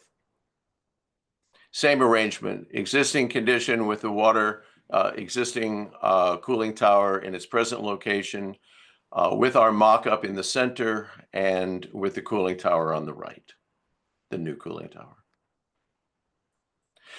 This shows a variety of other rooftop elements in the near proximity to our building at 32 Morton. There are a range of types of rooftop equipment. So it's consistent with what's currently in the neighborhood.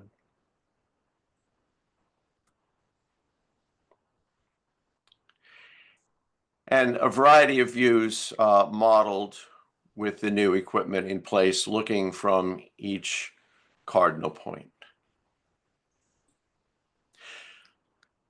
Finally, the material specifications. The BAC cooling tower does come in stainless steel. It's a very soft colored, it's not shiny, more nickel colored and consistent with the water tank.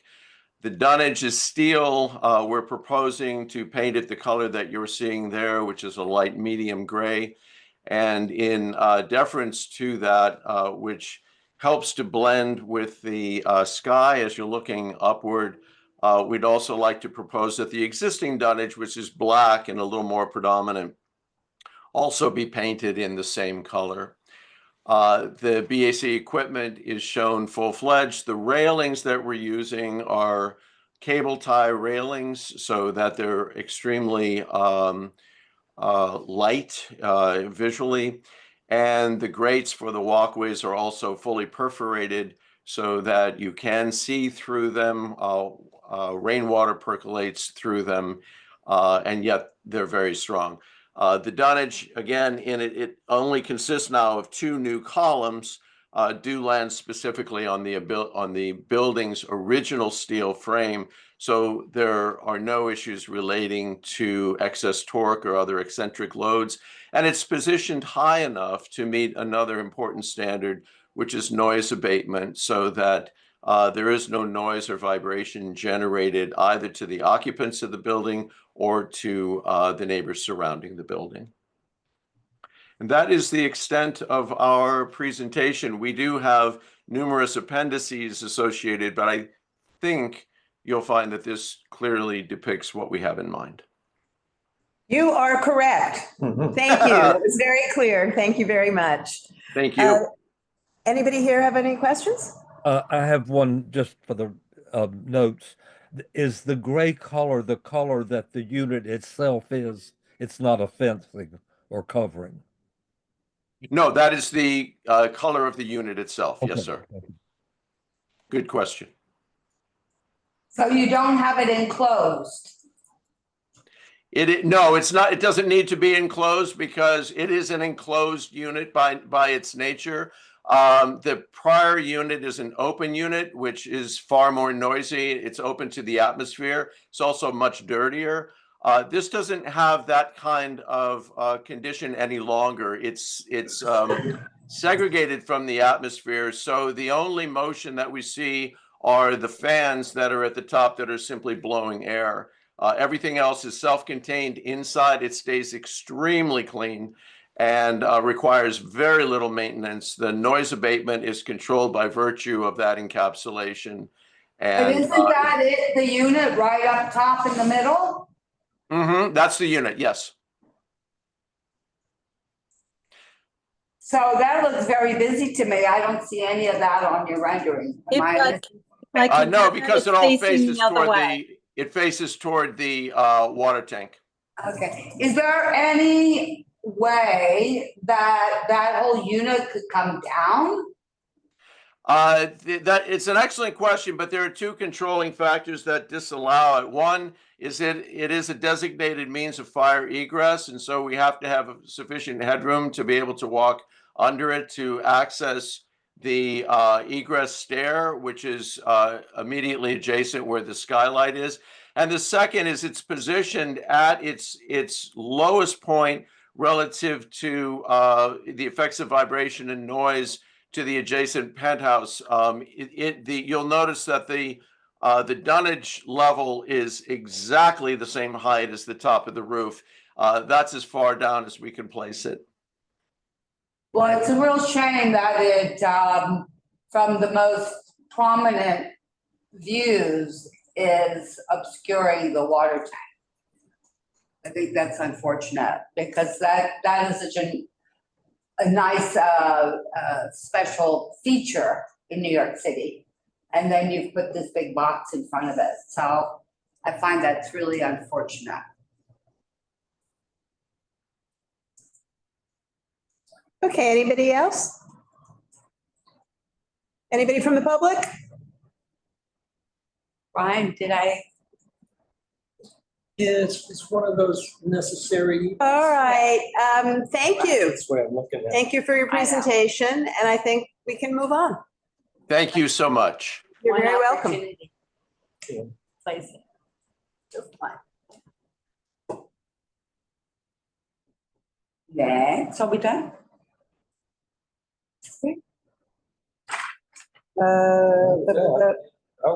No. 465 6th Avenue is next. 465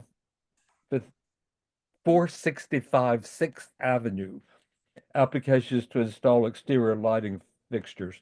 This is an application that we've heard and considered, and we're here only to hear about the fixtures themselves, which were not shown at the last presentation, and this will simply be added to the existing resolution. Thank you. You can begin. Okay, promoted Paula Paulino.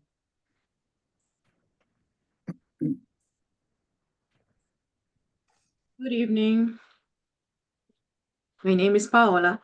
So you guys asked me to, wait, I think it froze.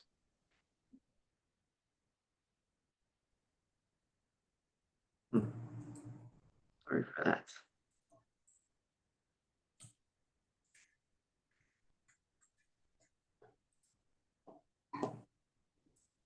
Hi, if you could please turn on your camera, I think your camera is off as well.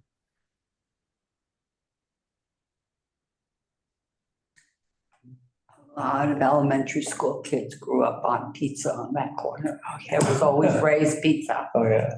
And my brother still swears that was the best ever. Across the street from PS 41. So a lot of strong minds. Okay, what's going on here? I think the applicant. Frozen, I'm sorry, guys. Give me a second. Oh, God. Okay.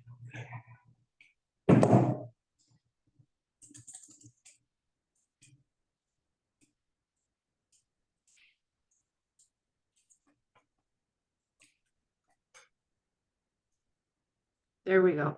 Okay, so we were asked to provide the spec for the lighting, the linear lighting fixture that's going to be added on top of the sign.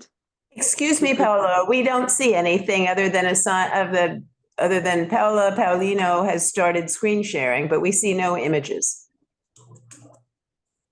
See. How about now? There you go. Okay, finally. Thank you guys for your patience.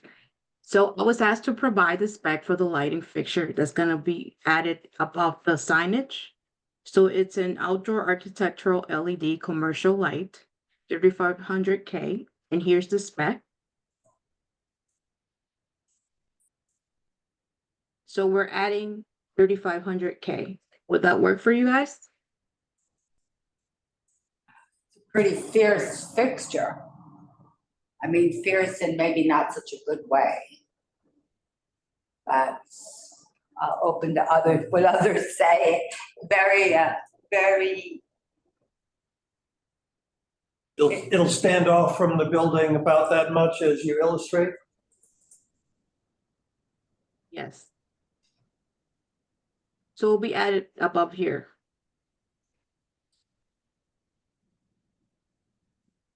Are there other fixtures like that in the district that you've seen? Well, these, they stand out as well. And the other one are more linear, like for this project that is right in front of this one. Yeah, but it's a little more old time, historic. And these were the ones that were installed, that they removed. This is the existing one that it had. So the other one will be more linear down here. There's so much there's so much good lighting out there now. I have to be honest, I understand it's, you know, it's not trying to be fancy or anything, but I personally think that there would be better options that would be less, would look nicer. And not provide, maybe it's too much light you're providing. You know, people can read pretty easily by the street lights. So it might be more light than you need. Maybe it's just a linear LED strip that you have somewhere that could illuminate.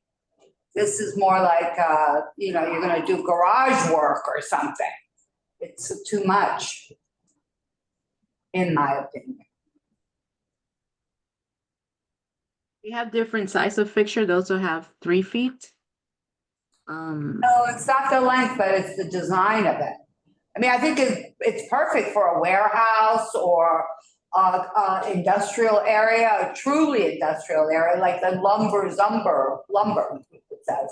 Yeah. What we're saying is that we're always looking towards some historic reference or echo, if you will. And the individual lights that you showed an example a couple slides ago recall older style lights. This is clearly a very modern style light. So that's why we're finding it difficult to think that it's the best solution. Can you go back to that slide that you had a couple more of them? That's for the cafe across the street. Okay, see, right here. Right, this one. Yeah. That recalls, if you will, gas lights and early electric lights and things that you see on historic buildings. There'll naturally be a more modern design and technology, but it helps to evoke that past. And I think this is what we're looking for, something along these lines. Okay. Maybe you don't need any lights, by the way. I would just put that out there. I think you're gonna have a lot of, that sign is really easy to read. Well, it is in the daytime, but you're saying that the sign itself is not going to be internally lit or backlit or anything. I was gonna ask you that. Can it be internally lit? Will that be a better option, or is it too disruptive for the neighborhood? As busy as it is, I would think that that lighting from outside is better to keep all these elements. Yeah. You know, I think it certainly fits the building and so forth better. And indeed, the neighborhood has fewer internal ones. It's simply the style of the light. Of the previous ones are no go to be considered. I would just like to say one thing, and that is just that I think the problem here to solve and what we're looking at is the idea of a context within a historic district. And your application looks like it could be, you know, in New Jersey somewhere, in any old town in a strip mall in New Jersey. And so I would urge you to please think about this in terms of your lighting, in terms of Greenwich Village in a historic district, not in terms of simply lighting a sign that could be anywhere, but lighting a sign that is in a specific historic district. And the staff exists to work on this sort of thing with you. So have you talked to them since you were here last? To be honest, I didn't. I didn't have a chance to speak to them. That's the key, is to talk to them. And exactly what we've said, and they'll be able to guide you and look at maybe half a dozen examples and suggest what are the more appropriate ones. Okay, I do understand. Procedure, and that's why we're. And less is more. You don't need a lot. You have a lot already going on there from a historic district point of view. And inside is going to be brightly lit when it's open. Would put it out there. You may not need any additional lights. This is not a dark street. It's not a dark corner.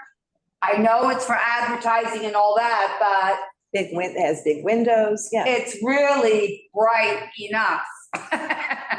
Yeah, and I even think there's a light right in front, right here.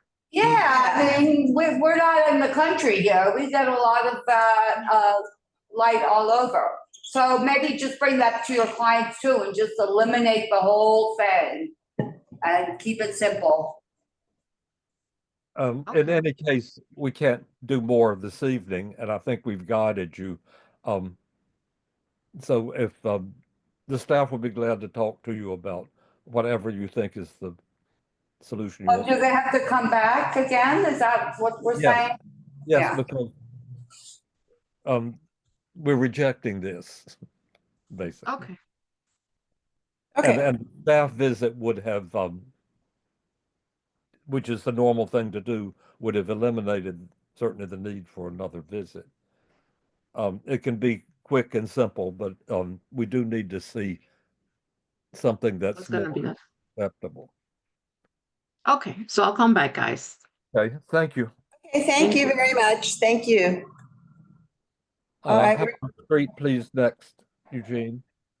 32 Howard Street. The application is to install stucco at the rear facade and remove shutter hardware. Okay, so promoting Justin Doviak to present.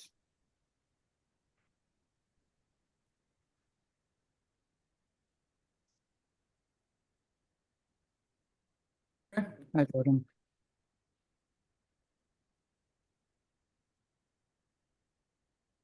You can go ahead and share your, is there anyone else that will be presenting? Yeah, Anthony Zagrafis might be on as well. Anthony I do not see an Anthony Zagrafis in the list. Is there possibly another name he might be logged in as? Oh, it's logged in as you.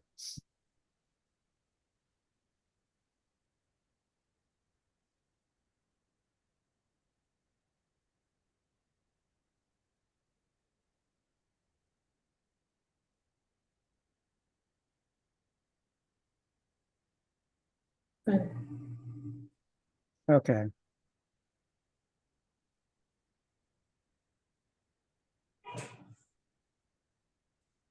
If Anthony could turn on their camera.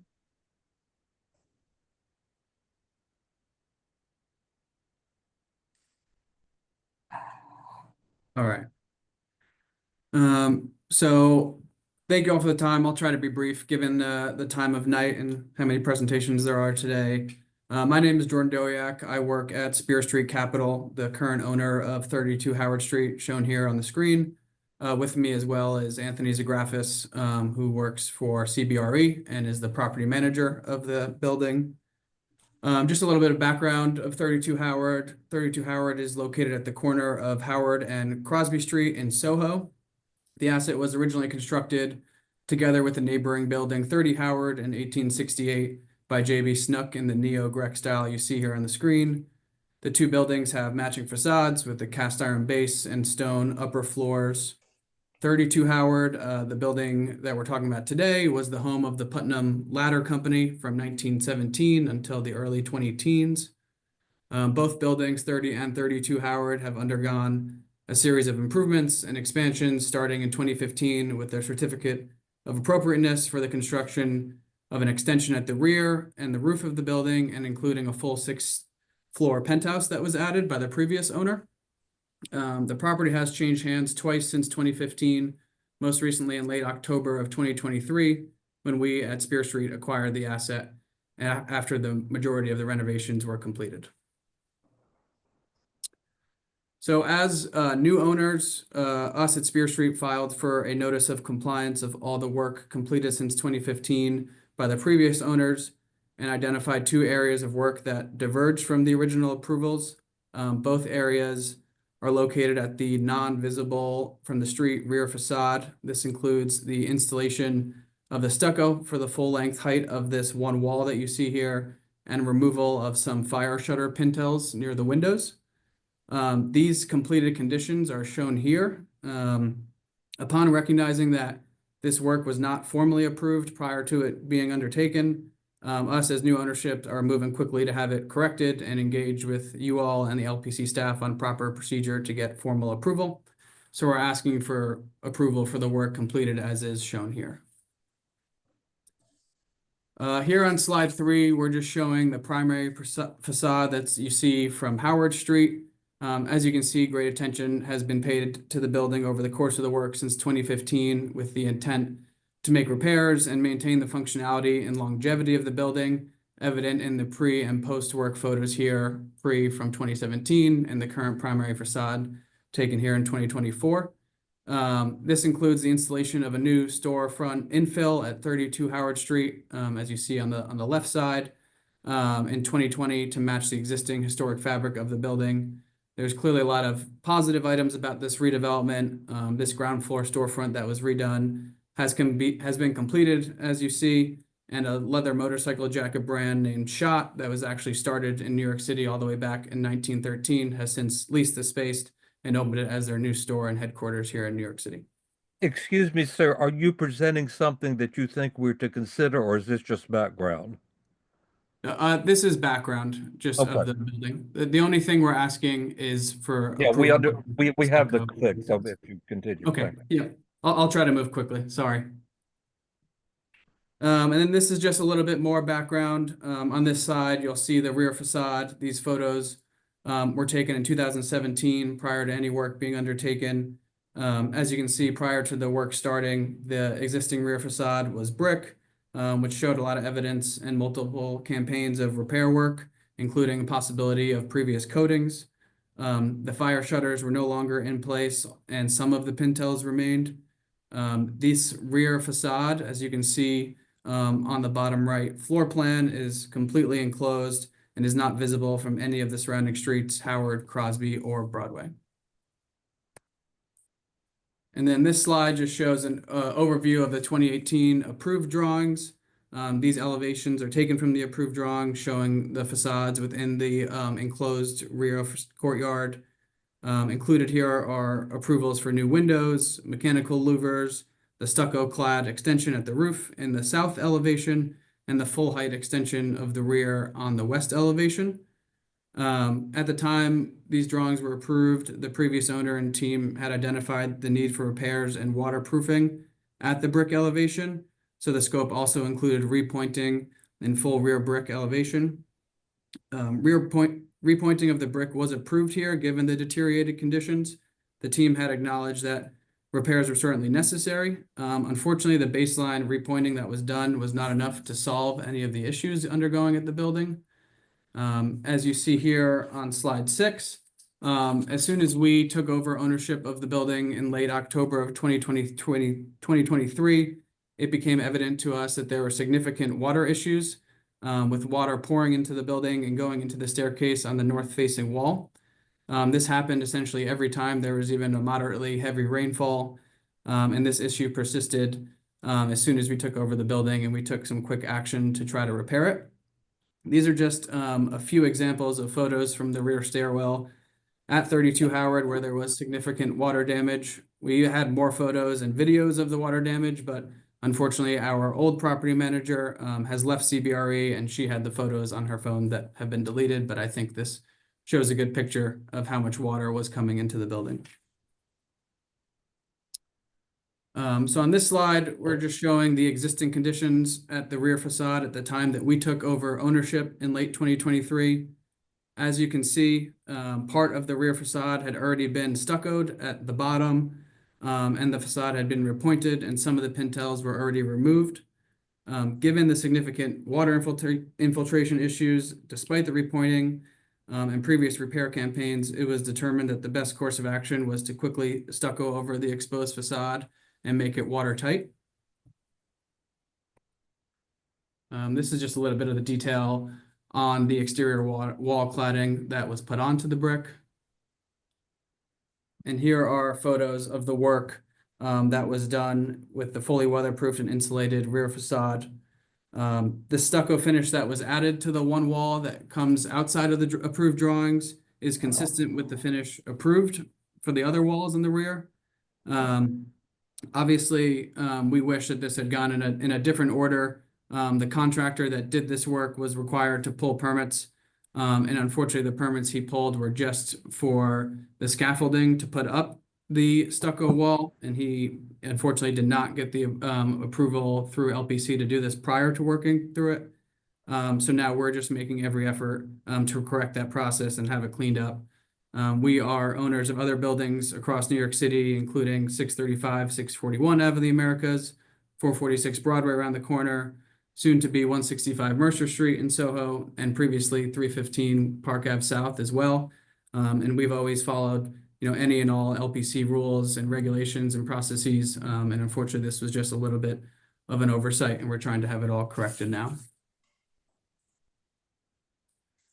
This is just a visibility study that we did, just showing how that rear facade is not visible from anywhere. The majority of these photos on the top left, top right, and bottom left are all from Broadway. And then the photo on the bottom right is from Crosby Street. So the rear facade where this work was undertaken is completely hidden from any passerby walking by the street. Okay, thank you. Is it typically the contractor's responsibility to pull a permit from LPC? That would be consistent with our experience on this committee, so I'm just curious. Yeah, when the work was being undertaken, we were told through the contractor and through our property manager that all required permits were pulled, and we assumed that if any permits were pulled through the DOB, that would have triggered anything through LPC. Unfortunately, it was just an oversight and fully aware that as ownership, the buck stops with us. That's a bad assumption, especially when you own other properties and within a historic district, you should really know better. I totally agree with you. It was an oversight, and we're trying to have it corrected now. Fortunately, we acted quickly because water was pouring into the building every time it rained. I'm not questioning your We need for understand this. that. Yeah. Is it your position that the approved work from the original application was insufficient to solve this problem of the water leakage? Yeah, as new owners, when we took over, clearly whatever work was done to repoint the bricks and do anything to watertight seal the building was not I sufficient. understand. Did you have the prior approved application before you that was approved? No, we were not aware of any of that during when we took over ownership. So you're dealing only with the condition, not with whatever was approved before. Yes. That we don't have either at the moment. Okay. Was there new windows? Is that when the windows were replaced? Yeah, the windows were replaced by the prior owner as well. We didn't do anything to the windows as the current owners. So I have a question about And they are not listed as being a part of the application. So did they presume to conform then to the? As Landmarks complained about the windows. Nobody complained. I just wanted to know when they were replaced. If it was part of that facade work. Well, I'm trying to get it. Did we lose the applicant? No, he's here. Oh, okay. I don't have the picture on my screen. Are the windows a subject that the commission has brought up with you? No, sir. Okay, so it's exactly what it said on the application. Yeah. Which is the stucco and the removal of the shutter hardware. Yeah, the pintels. Okay, I think we understand that now. Are there further questions from the committee? I do have a quick question. The stucco, is this the old time stucco, 3 layers, scratch coat, all that stuff, or is it some kind of panel? It looks very panel-y. It's multiple layers. It's the Stotherm system. Per the contractor, this provides the best air and weather tightness. So it's a multiple layered system. It comes about 3 inches off the brick, so very minimal. And since this is not stucco. How would you call it? I mean, it is what it is, but I don't consider this stucco. This is some kind of other, this is a Stotherm system. May I interrupt, Jordan? I'm sorry. There's a stone surface on the front of the Stotherm there, and it's matching what was existing, which the previous owners had done in 2023, where we did the smaller portion. Yep. Does it come in panels or does it get installed piecemeal? It gets installed it's a panel process and then it's coated like you would do a stucco, so it would match. Excuse me, my voice is a little hoarse tonight. Okay, well, we can't see it anyway, so, but I just, it doesn't look like stucco to me. Let me just say that. Well, the question of the hardware, does it exist? Or do you have it? How do you mean exactly? If it was removed, often these things are removed and preserved. Most of this was removed prior to us taking over the property. I think there may have been 2 pintles that were So left they're there. not in your and possession. They're not in our possession, no. No, Are no, there sir. further questions? Yeah, Bo had a question. Bo, I see your hand is down now. Do you have a question? Yeah, well, one thing is, I mean, I hate to waste time on this, but this is not stucco. Why would you even say that it's stucco? It seems to me there's something deceptive about that. It's absolutely not stucco. And then this combined with the fact that you had some lame excuse for your contractor not pulling the proper permits. You don't know that you're in a landmarks district and you didn't look to see if you had landmarks approval. I mean, this is neither here nor there, but it's not a good look. I'm just saying that it shows that your attitude is not good, and you're going to be the stewards of this very significant building in Soho, and you. I don't want to repeat what I just said, but I'm very upset with that, to tell you the truth. Thank you.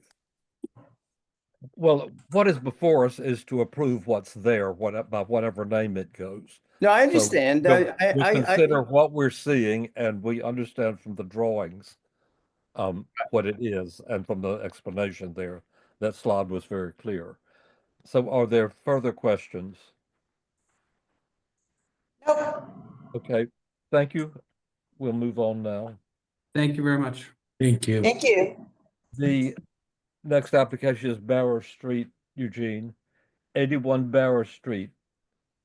To construct a rear extension, excavate the cellar, reframe floors for the replacement elevator, and relocate stairs in front of the areaway, in the front areaway.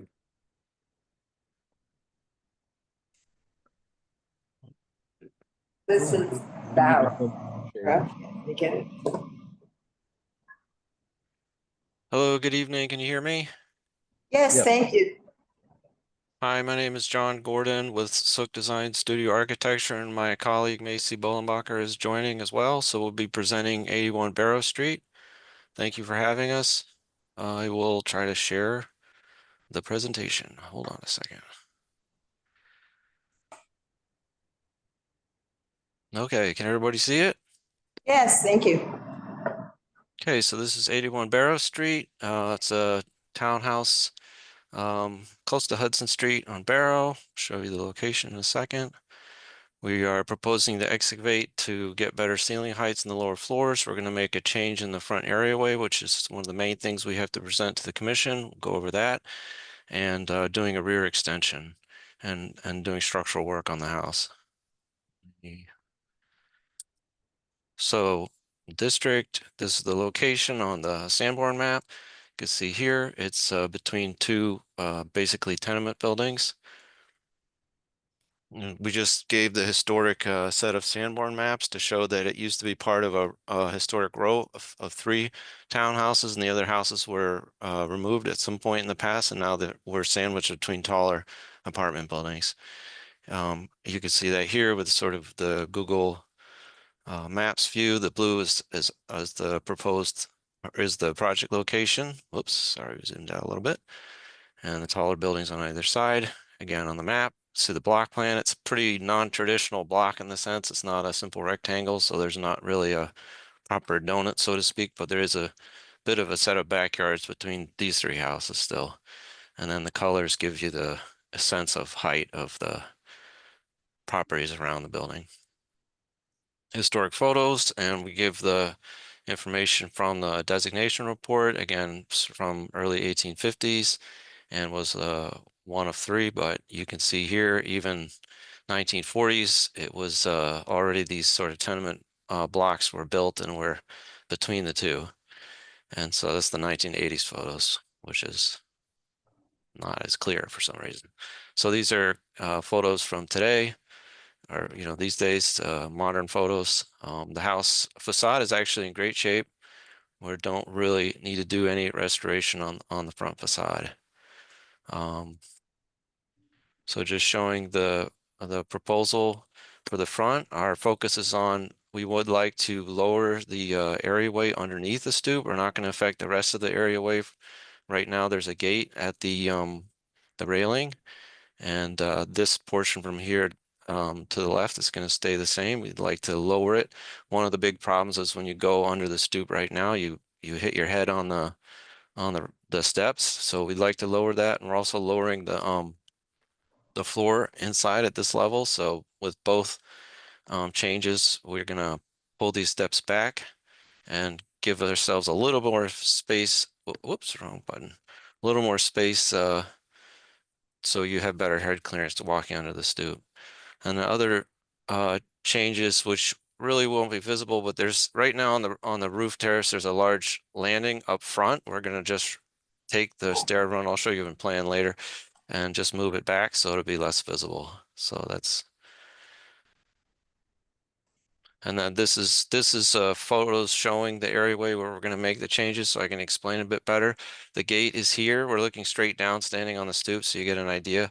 And there's one flag of the stone here. We'd like to just basically move the stairs to start at that flag. So this stone would start here, and we'd go down from that point.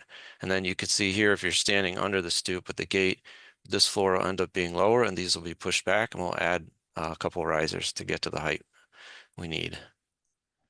And then we did a drawing showing, like, if you're standing there, what the elevation would be like. So the dashed line shows the existing condition, and the proposed is here. So you can see we pushed it back one flag, added a couple risers, and we have better head clearance underneath the stoop now. And this is looking back out towards the street in this view right here. And that's the plan. Sir, there's no barrier at the bottom of the stairs. You go down the stairs into the area, and then the one barrier way is the door into the house. Is that correct? Well, there's a gate, so we'll keep the gate. Oh, sorry, I missed it. Okay. Yep. You could see the gate in the photo here. And we'll just extend, like, you can see the spindles on the gate. We'll just add a new bottom rail at the lowest level and extend the vertical of the gate so that it keeps the security we need without changing the style of it, you know. So that shows you, like, looking outward. This is as if you're standing in the areaway, showing the bulk of it is staying at foot, and we're just really affecting the steps down and lowering, so the door is starting at a lower spot, and you have better head clearance here now. So, and then moving to the next part of the proposal, we're showing the existing rear facade of the building, which we're changing. We're doing an extension on the lower floors. So this is just existing conditions, standing closer and then further back in the yard. And then these are the elevations existing versus proposed. We plan to reclad the facade in brick. We think it's obviously, it's right now it's this clapboard siding, and we'd like to change it to brick, more resilient, longer lasting, and we feel it's much more beautiful. We'll be changing the window pattern on the top floor. Right now, it's a series of punched windows and a door, and we'd like to change that to a larger opening, a window system, and then one punch here to mimic those. And then this is the extension. This portion here is extended out to the maximum we can get with zoning, which is just under 10 feet. We're extending it out, and then we're going to do a window wall here on this facade. And then this right now is a projected terrace, which you could see here. So that, in a sense, you'll just walk out on this new extension instead. And so that'll be the doorways that are there now. We'll exit there to that terrace. Let's propose. And again, you could just see, like, again, as we've said, we're sandwiched between these taller buildings.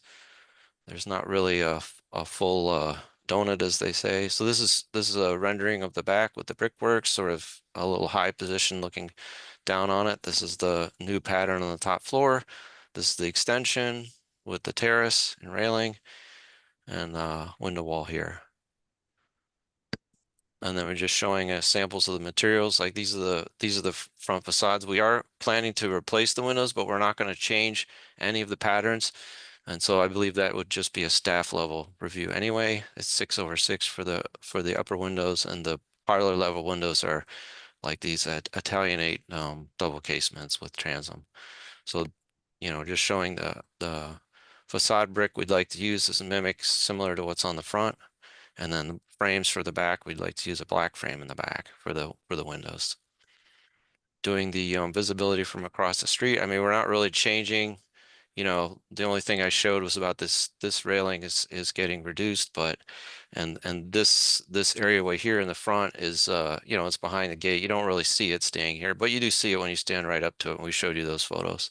So this is the proposed section. This is where we can show you the excavation. The goal is to get better ceiling height on the basement level as well as the cellar. The cellar is very tight and has sort of like a little bit of steps here and there. So it's like 2 different heights. But we're going to try to lower this 3 to 4 feet.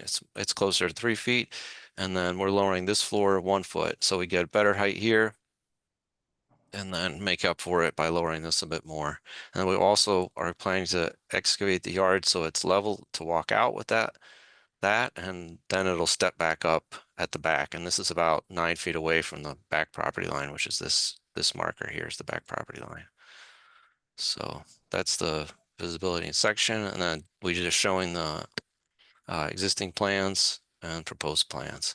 So on the proposed plans, we put a marker here. This red line is where the existing line is. The extension is really just the basement / garden level, and then the first floor. And this is proposed as a double height space.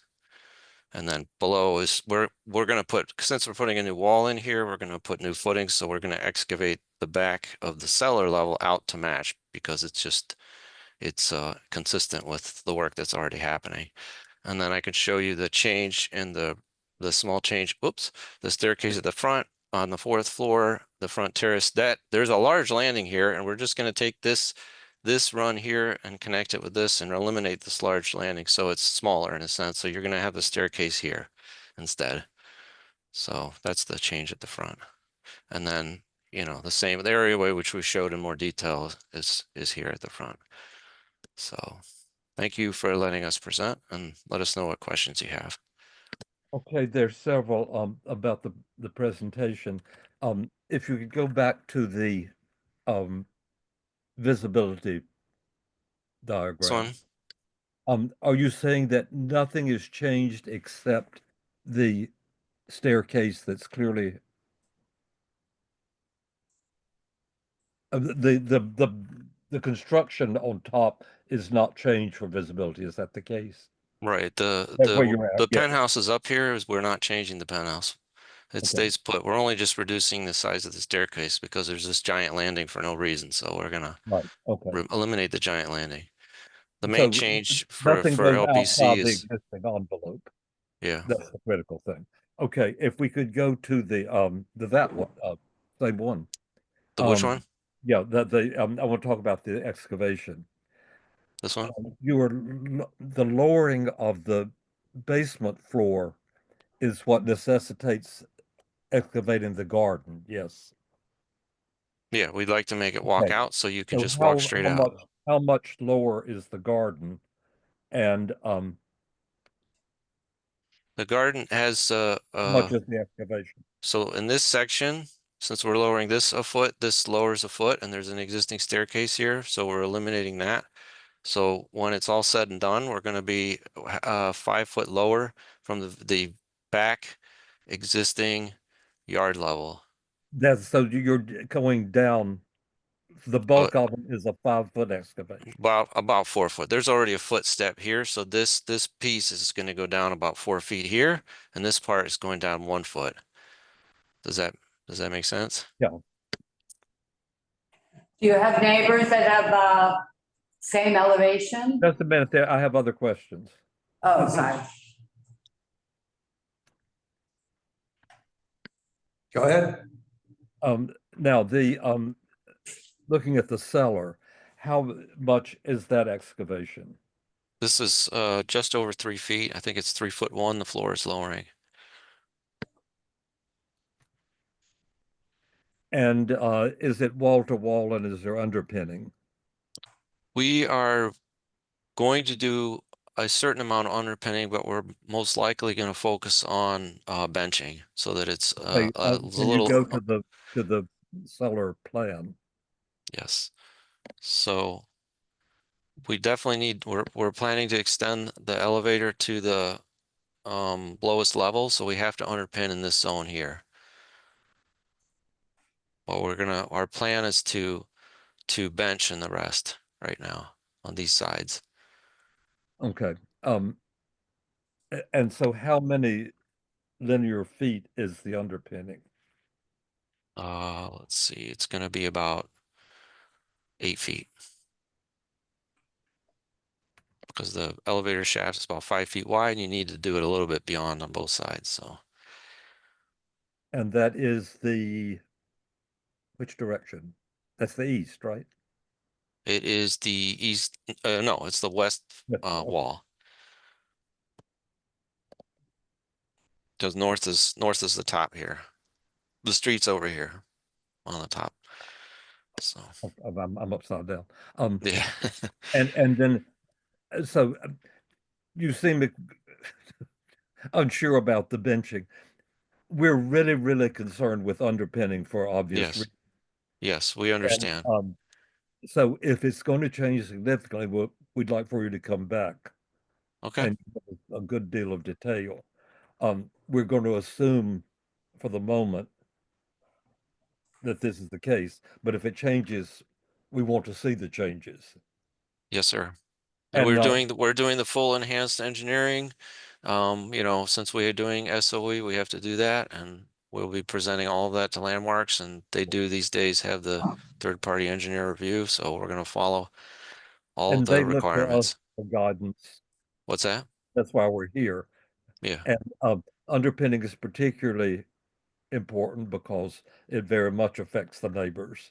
It does. And they need the opportunity to see and know about it ahead of the presentation to the commission. That's why it's so important to come with an accurate when you know it. Yep. And it need not hold up other things, but we would certainly expect any modifications to come. Of course. Those, believe I have all the dimensions and things. Okay, that's fine. Thank you, Susan. Okay, Anita, I think you had something. Oh, yeah, I was just concerned about the rear yard and the elevation of your adjacent 3 properties. Right, so I can explain. It's probably better if I go back to like the block plan and thereabouts, because it shows, oh, where is that? Sorry, I went too far. So I'm gonna zoom in if you don't mind. These gray blocks are taller buildings. They don't really have yards anymore, other than this, you know, this one neighbor has a tiny yard, but these 2 houses are still townhouses, you know, historic and significant, just like the remaining townhouse here. So as far as yards, this white area is the whatever's left of the donut, so to speak, the yard area, and they are at the same level as our understanding as the very back of the existing yard of 81 Barrow. And we are maintaining. And you're going down, so you're going to build a retaining wall. Yes. The back. Yes, going down by the 4 feet, as I mentioned, but it's 9 feet away from the back property line. Got it. All right. So we're doing more than the 5-foot minimum, so. Okay, I wanted to talk about the front area, Yes. okay? Okay.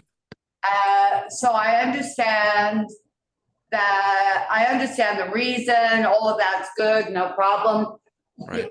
Relocating the gate, are you moving the gate? No, we're not.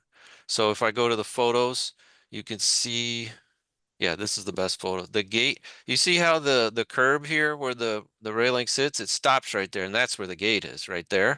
Did you see that?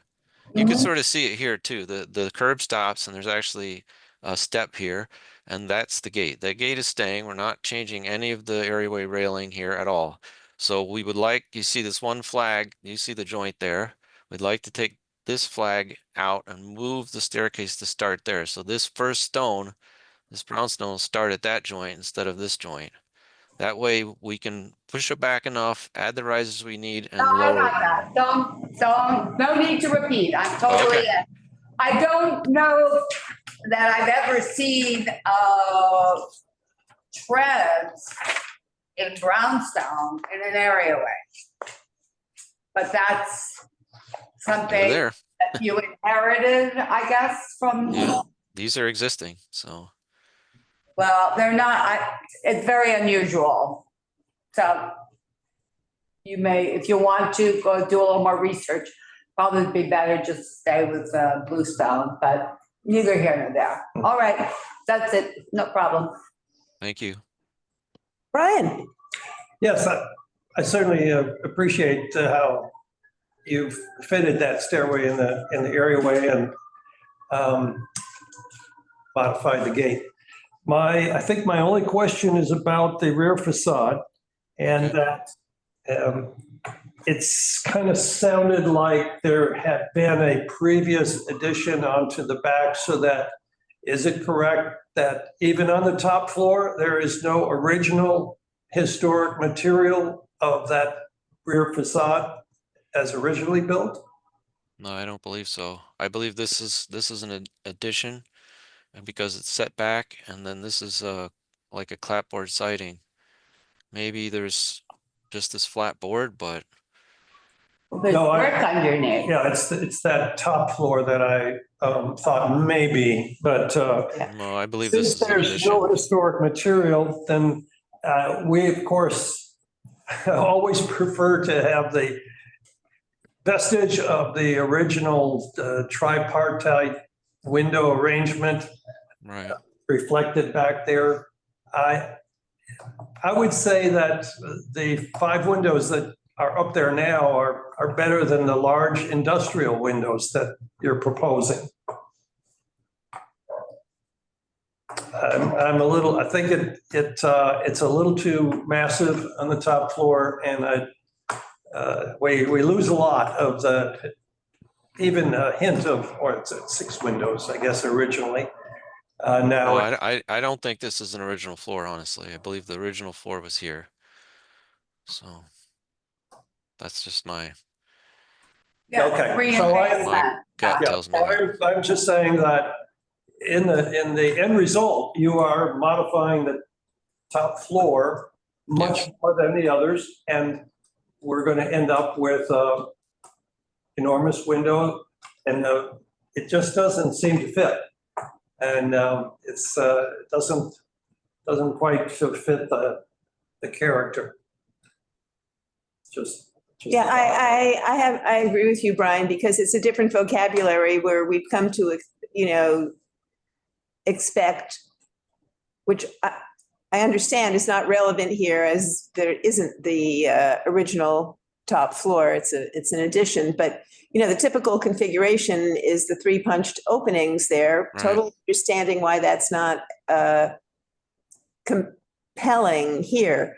But nonetheless, it is disturbing to see that large window, because it really isn't part of the vocabulary of what appears to be, the floor above the addition. Yeah, and even if you could just line it up with the ones below it. That's all right. At least That that goes would back a bit to what I was saying about the light in the prior application. It's just like a whole other And vocabulary. express a lintel, like the one on the 1 to 3rd floor from the lowest floor. If you express a lintel, it at least makes it look like a masonry vocabulary. I was very puzzled about this. It looks as though very little is being accomplished, and the same thing could be accomplished by if one of those is a door, simply repositioning where the door is and keeping the windows that do have some historical reference, so there are not 3 of them. They look like something historic. The other one looks like a Palm Beach or a Palm Springs window. And since the lower level has set up a rather, though not the right shape for a townhouse, a rather historic look, this really intrudes at a high level. And it also doesn't in any way look like an artist's skylight, which is one thing Right. that might possibly be there. It simply looks like a misplaced window. Yeah, yeah. Okay, anybody else have any questions or comments for the applicant? There is a member of the public, Ann Mitchell Tree, who's got her hand raised, as does somebody else. So Eugene will enable. Yes. Speak. And Mitchell Tree is, will be promoted as a panelist. And after will be Nancy Paisley. I hope I'm not mispronouncing that. Hold on. Hi, can you hear Hi, me? Ann. Yes, Yeah. Hear you. Hi. Yes, I'm also looking at page 11. That's the page we're on. And we're on that top floor. And to put it fantastically simply, on the top floor, I see rectangles. On the left-hand side, I see rectangles and I'm counting them and I see 3 times 6 is 18 rectangles. But when I go to the modern one on the right, no pun intended, I see 10 squares. And I see that those rectangles have been turned into squares. And there are, instead of having 3, 6, 9, 12, 15, 18, it's 8 plus 2 plus 2, I think. I can't see it. But, and in fact, the second one with all their squares, they take up actually less space than the 18 rectangles took up. The 18 rectangles, if I'm being clear, on the left, vertical panels, 3 by 3 times 3 times 3 times 3 times 3. That takes up more space of glass than the new one, which is 10 plus 2, which is actually gives less light. So I just hate to change a rectangle into a square anytime, anywhere, any day. That's it. Okay, thank you, Ann. Okay. Next. Are we finished, Susan? No, I think there's one more person who Eugene, Nancy One more Pasley. person. Right, Nancy, if you can go ahead and. Okay. Thank you. First I want to say how much I appreciate the detail work the committee does to try to keep our neighborhood in something of a historic pattern, and I'm really in awe of all the hard work you put into it. I think my principal issue was my misunderstanding of the drawing of the proposed front. It's now, I understand that there is to be no change in the primary entrance.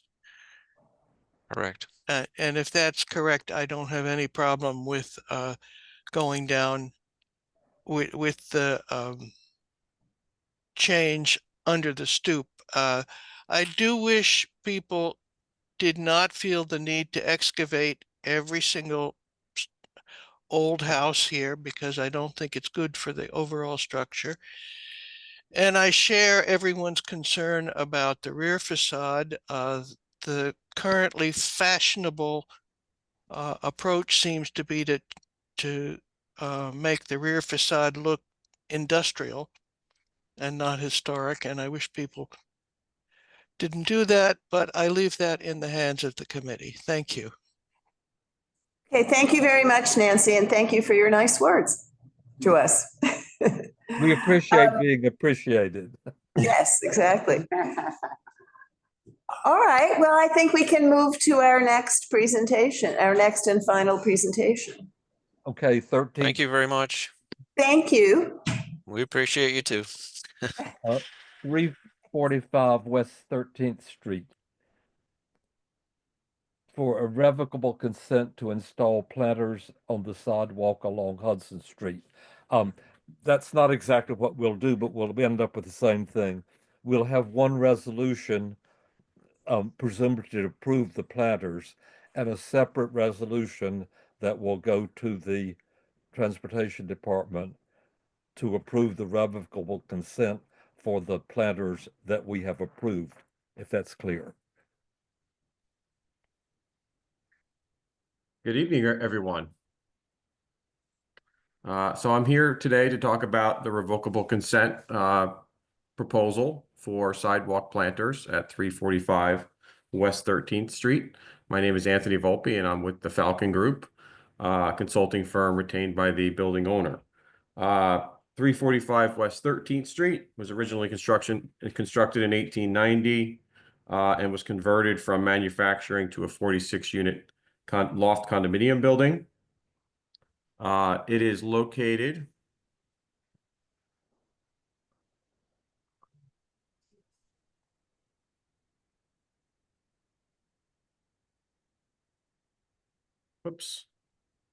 located at the corner of West 13th Street and Hudson Street at the northeast corner. We are proposing to install the planters along the Hudson Street exposure. It's an approximate 112-foot exposure along Hudson Street. It's an approximate 20-foot wide sidewalk. And we are proposing to put 4 planters along this sidewalk.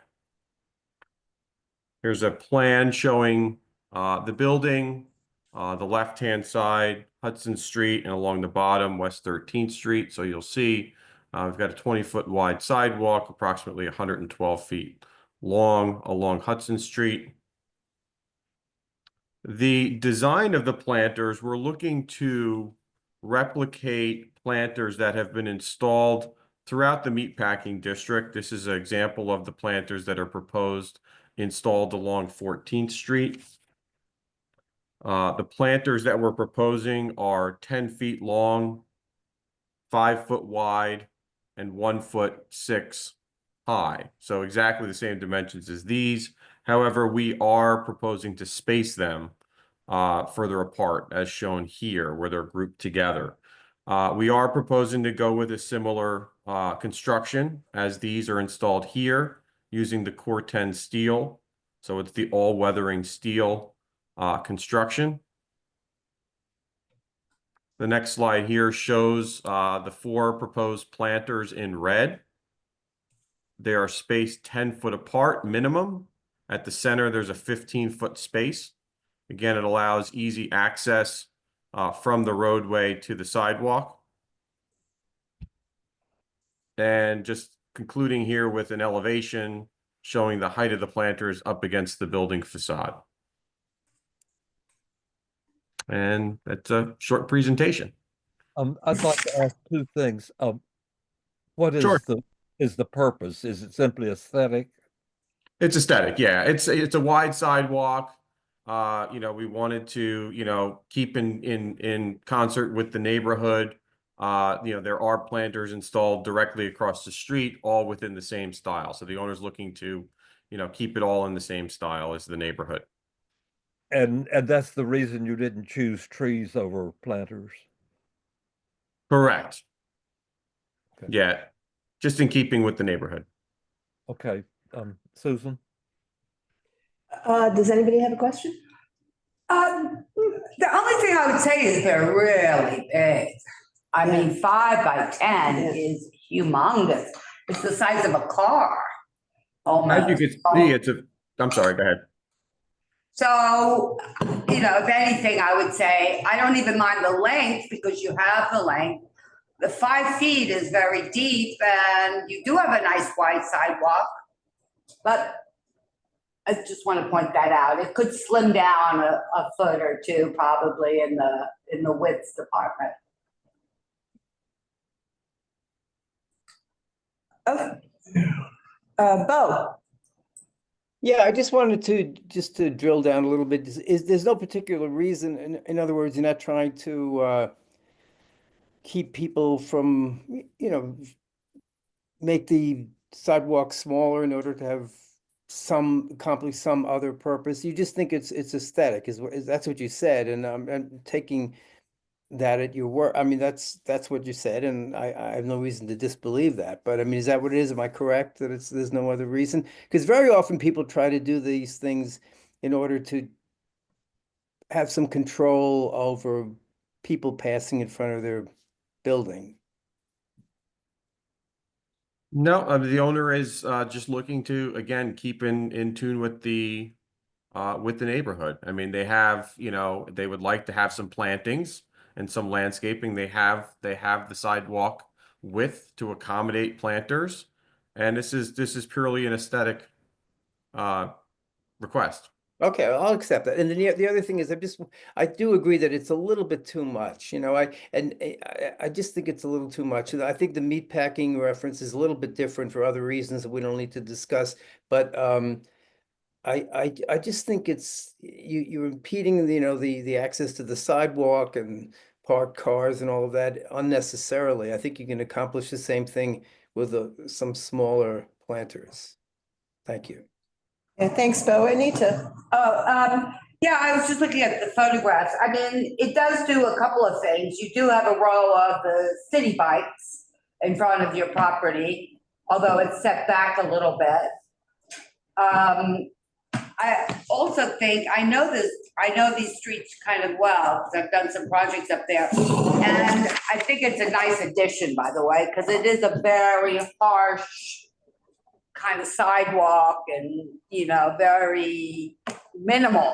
So I like the introduction of maybe some greenery. Well, I really had to question why these are necessary, but if you really think it's necessary, then I would like it to be limited to the size of your tree pit width that you have on the other side on 13th. And so that you are not taking up any more of the sidewalk accessibility than you have to. I mean, most of those tree pits are probably, you have a measurement on there, on your plan, maybe 4 feet? The planters along, the tree planters along 13th Street are 5 foot by 5 foot, approximately. They are. They look smaller than the ones when you add your planters. Those planters Well, look. one is raised up, the other is street is sidewalk level, right? Yeah. It makes a big difference. I think the planters are not going to be having tree roots in it, so I think they should be smaller. Do you open up underneath so that the water can drain into the earth below? Or these are contained? These are contained. These are contained. How are they maintained and watered? They're going to be hand watered. By whom?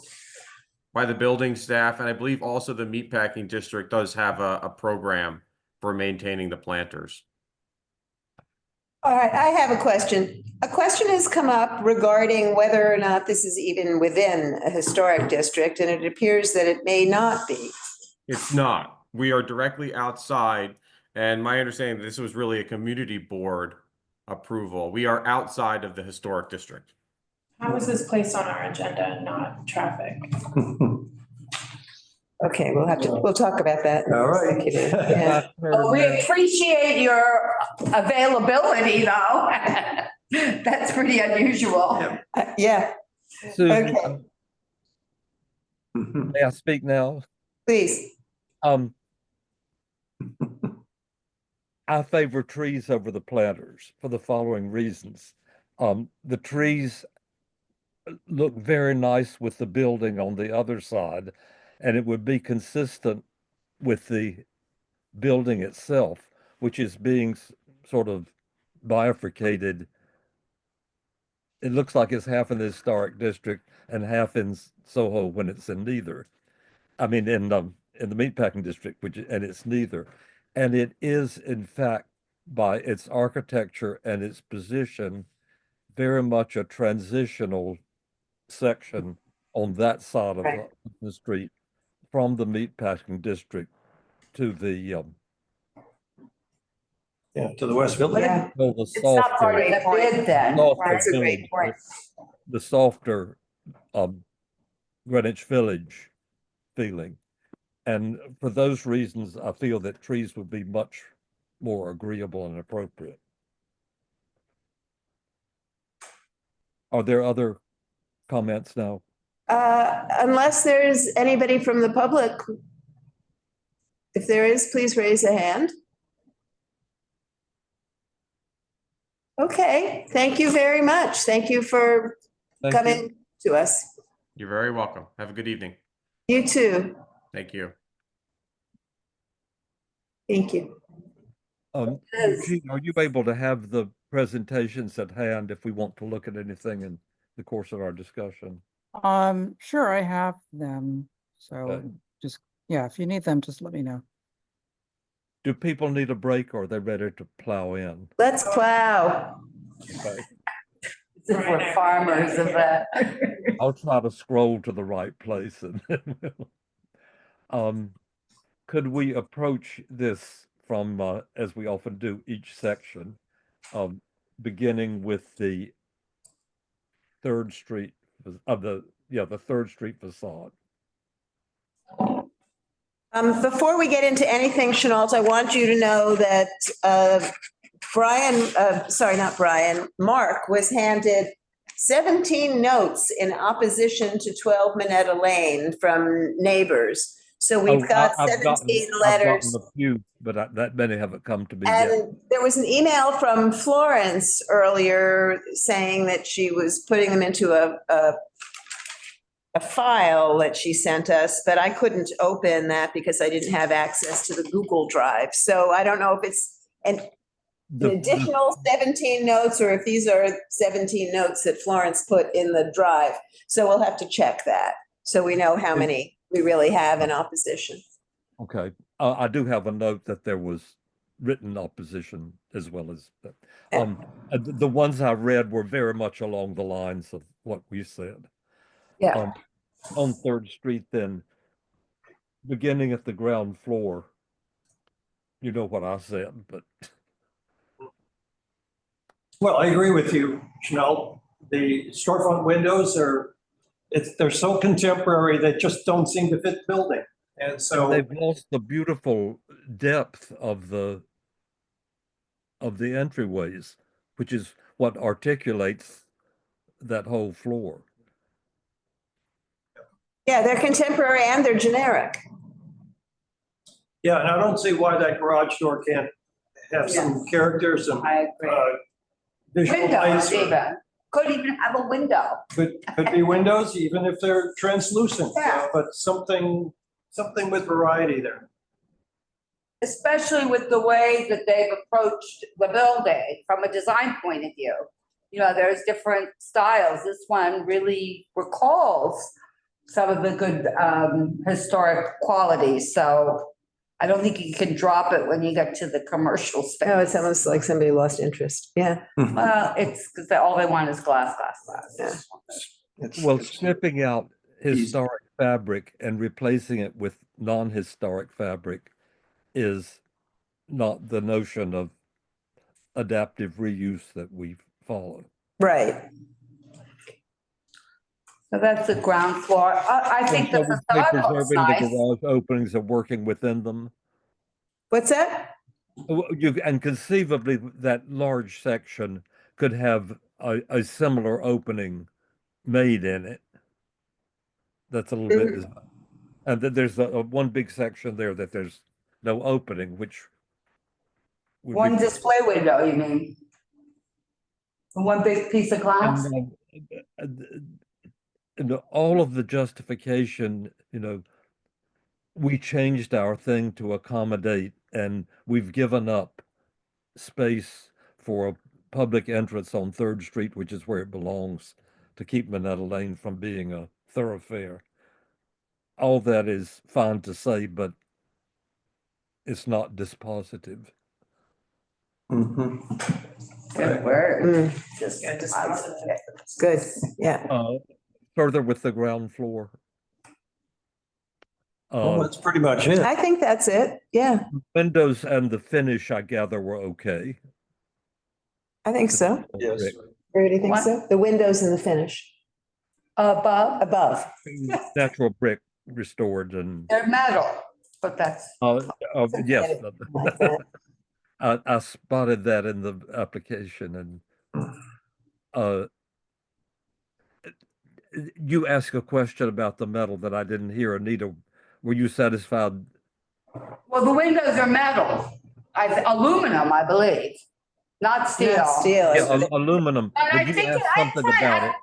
thought the facade was very handsome above the ground floor. I like it. Okay, Yeah. so the windows are okay. And let's save the penthouse visibility, but is there anything about its design that anyone wants to say? Well, I think to Brian's excellent point, and this does relate to visibility. If there is an addition that is that highly visible, I mean, if that were not so highly visible, we might have a different discussion about what that looks like. But given how highly visible it is objectionable. And so where do we want to go with this? Do we want to go with objection to visibility, or do we want to go with, we understand, but if you're going to be visible, then you've got to do something else. Well, however visible or invisible it turns out to be, it is not going to be mistaken as part of the original building, which is one reason that the landmarks is so hung up on sometimes peculiar materials for rooftop additions. So there's no confusion that it belongs. Right. But that's not going to be the case here. Somebody had a good suggestion about maybe reducing the windows on that top level so that it doesn't have these out of scale. The scale of it is, makes it more visible in a way. I don't think, I'm going to speak for myself, I don't think the visibility is that objectionable. I really don't. Okay, let's go to that. Let's go to that overall, because that's the whole project. Yeah. We could wait on that. So shall we recommend cladding the addition in brick? Who said that? Well, it was, I did say that, I did ask them if they had studied that as an alternative because of the high visibility. And it just seemed to me that in that cityscape, that streetscape, that if you just saw another brick wall with windows in it, sticking up above other brick walls with windows in it, then it wouldn't stand out so much because it will be very visible. I do have problems with visibility. We can never second guess the Landmarks Commission, but it feels like it may be approved with the volume that it is. Well, I mean, our job isn't to second guess landmarks, it's to opine based on a consistent I think it's all the more position. reason that we need to. And based on that fact, and that we have been very consistent with our view about rooftop additions, I actually do feel strongly that it is excessively visible. And no, I'm not saying that it's not. I'm saying that if we get stuck with it, we'd prefer getting stuck with it with brick. Yeah, I think it's against the stream, because usually I think with all the zinc or whatever, it would look like you have an industrial building on top. Right, It's not a bulkhead. It's confusing. It's so much. We want it to be 1 story high, obviously, and it's now 2 stories high. Yeah, I don't think we should pretend that we're okay with the visibility unless I'm not suggesting. Not speaking a majority opinion here, but if no, I am, I'm not saying that at all. I'm saying that if we get stuck with it, we'd rather get stuck with it. So here we ask for it to be brick, but we don't comment on how high it is yet. Right, you're just taking it material and then later visibility. Yeah, and when we get to the visibility part of the discussion. I do have to say that I really find the justification that that the visibility is appropriate due to some sort of unfinished condition on that Sixth was- right. Avenue, coming from the condition with the L, and all of that was really a stretch. And it comes with the sacrificial giving up retail space in the whole. Yeah, yeah. Okay. If I may clarify my comments just a little bit, I think I would want to have it depicted as, I'm saying that when it is so highly visible from various viewpoints, we can see those top floors. To see those top floors in such a contemporary language, vocabulary, that is for me disturbing. I wouldn't have to dictate brick or this or that. It's just the actual size of the windows and the vocabulary that would be seen is so contemporary that I think that's what bothers me or stands out to me as being inappropriate. So without dictating. You want to reword it that way, if that's agreeable. Yeah, without dictating. Yeah, I think that's really well said, Brian. Thank you. The size of the windows is a really good comment because we're used to, it's like, oh my, there's a loft up there, or, instead just scale it down and it becomes a little rooftopy thingy. Yeah, sure. The courtyard, what do we have to say about it? What's that? Keeping in mind that this is the same as the back of a row house. However, it's a different situation. But talking about the courtyard now, all right? Courtyard. Yep. Oh my God. Oh my God. A disco ball right in the middle would work great. It's too, but it doesn't matter. They're gonna live with curtains and that's that. It's not visible from the street other than a bridge. 20 feet is not a lot of feet. There was one sliver of it, but it was. And I don't mind it. If the design is okay as far as the material. It's in a way it's before us. Perhaps we're silent on the courtyard. Perhaps what? Silent on the courtyard. Silent? Yeah. I'm okay with that. It's invisible. Yes. Yeah. Silent because we don't see it from anywhere, nor is it part of a donut. That's right.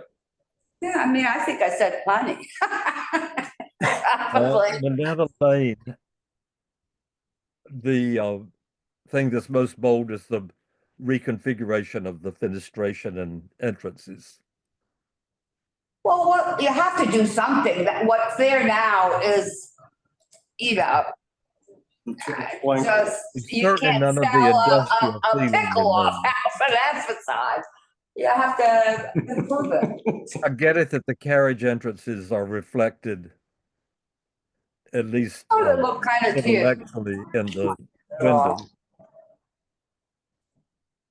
Yes, I think that restoring those carriage entrances under the lintels, the existing lintels, so it's definitely a part of the historic fabric. So in that regard, it's very true to the original form and use of the building. So reflective of that. So that whether or not that all has to be glass, that's another question. And I'm not sure what to suggest, except to maybe Head kind of thing. adjust it a little bit to be maybe not so. The two big openings. Yeah, the two big openings, yeah. I don't So, know. I think the street could benefit from a little visibility. It's a very peculiar area, right, that corner. well, I'm saying, yes, it definitely needs to be windows, but I don't know if all of it has to be glass. We say it's good to do unless glass would be preferable. Yeah, maybe heavier frames or more dividers or something to break it up more. I don't know, Well, there's also the entrance then. in the middle, yeah. Yeah, so maybe that isn't glass. I don't know. The point is that there's too much glazing, maybe cutting back on some of the glazing would be a good idea. But I don't know if we're looking at the whole facade. I thought duplicating or replicating the exact sizes and shapes of the existing windows on the upper floors was also a sensitive way of getting what has to be in a residential building. I kind of liked it, yeah. So I think that there was questions raised about the color and the treatment, Yeah. so different than the Third Street side. And I would also welcome the study of just cleaning up the brick, restoring the brick. I totally agree. And that was definitely the sentiment of the public. Yeah. As well. Or replacing it. Did you see the condition of that wall? I mean, it's not like, oh, we'll just, it's been through a lot. That's right. Well, with all those new window openings Yeah. and all of the reconfiguration on the ground floor, most of that wall is getting rebuilt anyway. And I think Just reface it. that's a comment from the public too. It's basically new construction. It's the whiteness of it that we're objecting to. Sorry, what?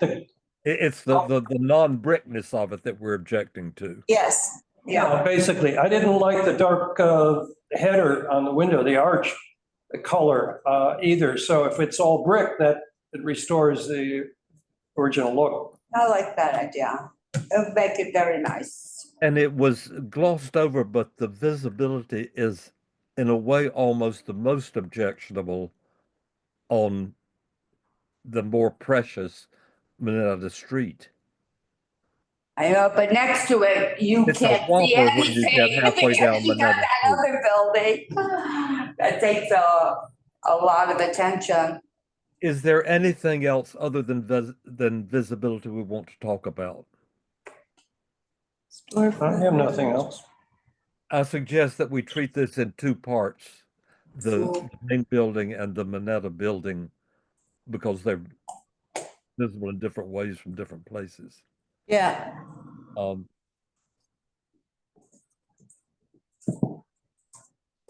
Suggestion. And I don't know if you feel that we need to mention this or not, but because there's a large part of the presentation that deals with kind of addressing, the use that they're changing it, that, okay, this part of the village has lots of different things going on. And I mean, I don't think nobody is objecting to turning it into apartments. And I wonder if we need to make that clear at all, simply because it was such a predominant part of the first of the presentation right at the beginning, kind of justifying something that I don't feel any of us probably felt needed to be justified. In principle, we don't discuss we don't consider you. Yeah, no, I know. That's why I didn't understand why it was in the part of the application. softening us up for the bad news that was coming. Mm-hmm. I think it'll help that little street. maybe. Yeah. Oh, yeah. Yeah, we have no. That's a rough objection on that. It's so much a part of the character of the West Village. We have so many industrial or Yeah. loft buildings that change to residential. Yes. Not- And because Okay. I'm sorry, I just thought of historic material. In the front facade, I just put that note back, but that's part of what changing the use has done to it. Right. Is their idea of changing the use necessitated destroying the entrances. So No, visibility. it's the courtyard because you need the 20 feet too. What do we say beyond that it's big and it's more than minimally visible? Well, I think you should put what Brian just mentioned. I was talking about the addition, the visibility, right? Yeah, I mean, Why don't you repeat what you said, Brian? what did you want to say otherwise? Who are you addressing, Chanel? You. Oh, what I said was, we can say that it's big and far more than minimally visible, and that's objectionable. Do you want to amplify that? Yes, and it's objectionable when the visible part of the addition is so contemporary looking I understand. and such large window openings. Right, so that not only is it highly visible, it's highly visible and non-contextual. And it'd be better if it blended. It'd be less noticeable. Because there's a lot going on all these roofs. That if it were perhaps not the traditional zinc covered bulkhead, but instead just another brick. Right, and it still would be distinguished from the original building or the historic buildings. I mean, you don't have to, you're not mimicking, right? You're not mimicking. Well, you don't have to work hard for that. You'd have to work hard to make it look That's alike. good. It gets us out of redesigning, but tells them to. Yeah. Right. And Minetta Street, it was really a glossed over. I visited, that's why I'm so aware of it. But we just sort of buzzed through that slide about how. Yeah, I went there today too. I mean, I've been looking at it. That mock-up has been there forever. And I went, and made a special look and took some pictures earlier today. And that is very visible. And from Carmine and 6th, it's just like hugely visible. The Minetta Street one? No, you mean the big one? Yeah, the whole thing is extremely visible from Carmine and 6th Avenue. The presentation tried to minimize the visibility and rationalize that which there is. And in fact, it's glaringly visible. Exactly. All right, let's keep it Minetta going. Street, I was to say virtually the same thing, and that it's a particular village lane that we're dealing with, so it's all the more objectionable. Yeah.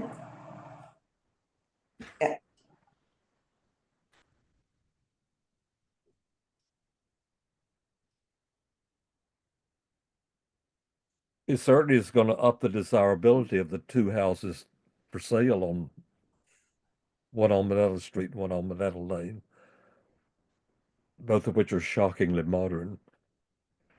Does that conclude this? I think so. That's Everybody good. looks dumbstruck. No, we're good. I think we're ready to move on. I think we're good. Grace Church. No problem. No objection. That was it. Bethune Street, the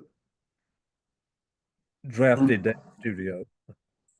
Yeah, West Bend, no objection. No objection. No objection. Morton Street to construct a cooling tower. I thought, unlike rationalizing, that he explained well why it's as visible as it is and why it is where it is.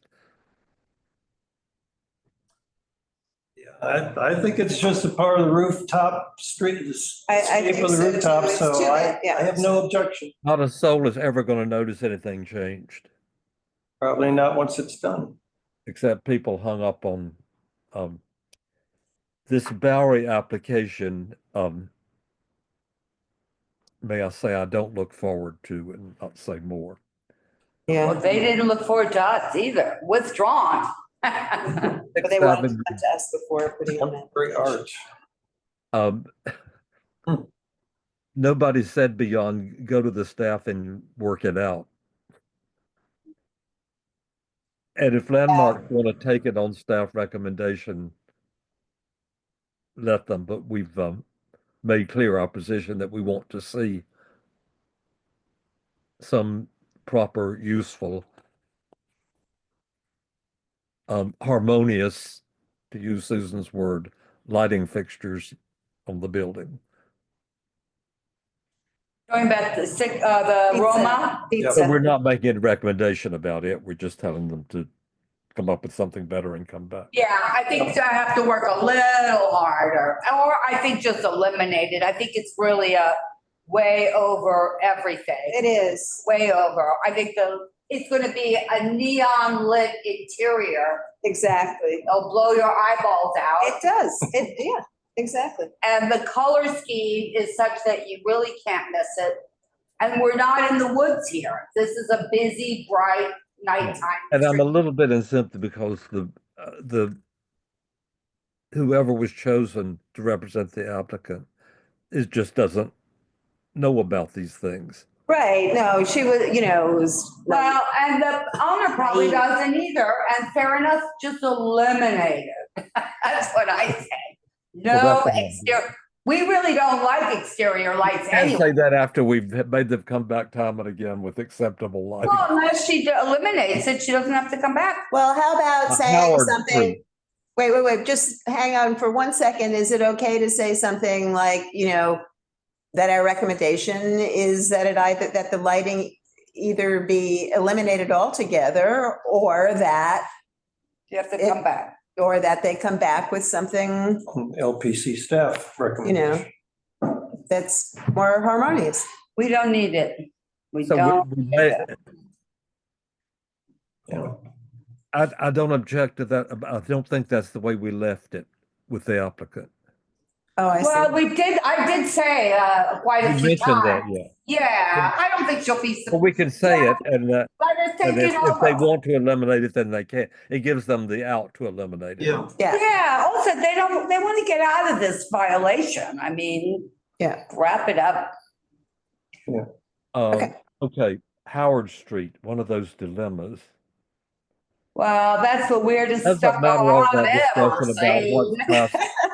it doesn't matter what's stucco and what's not. Is what's there to be approved. It's not visible, it's fine. I can't see why they sent it to us, but, and what do you say about the hardware? Get new hardware and put it there? No, it's not visible. It's to me, first of all, I think that when it comes to us, it should be at least defined correctly. This is not an application to install stucco. This is an application to legitimize an ephes or exterior insulation surface that was done illegally, and they're trying to legalize it. So that's the first thing.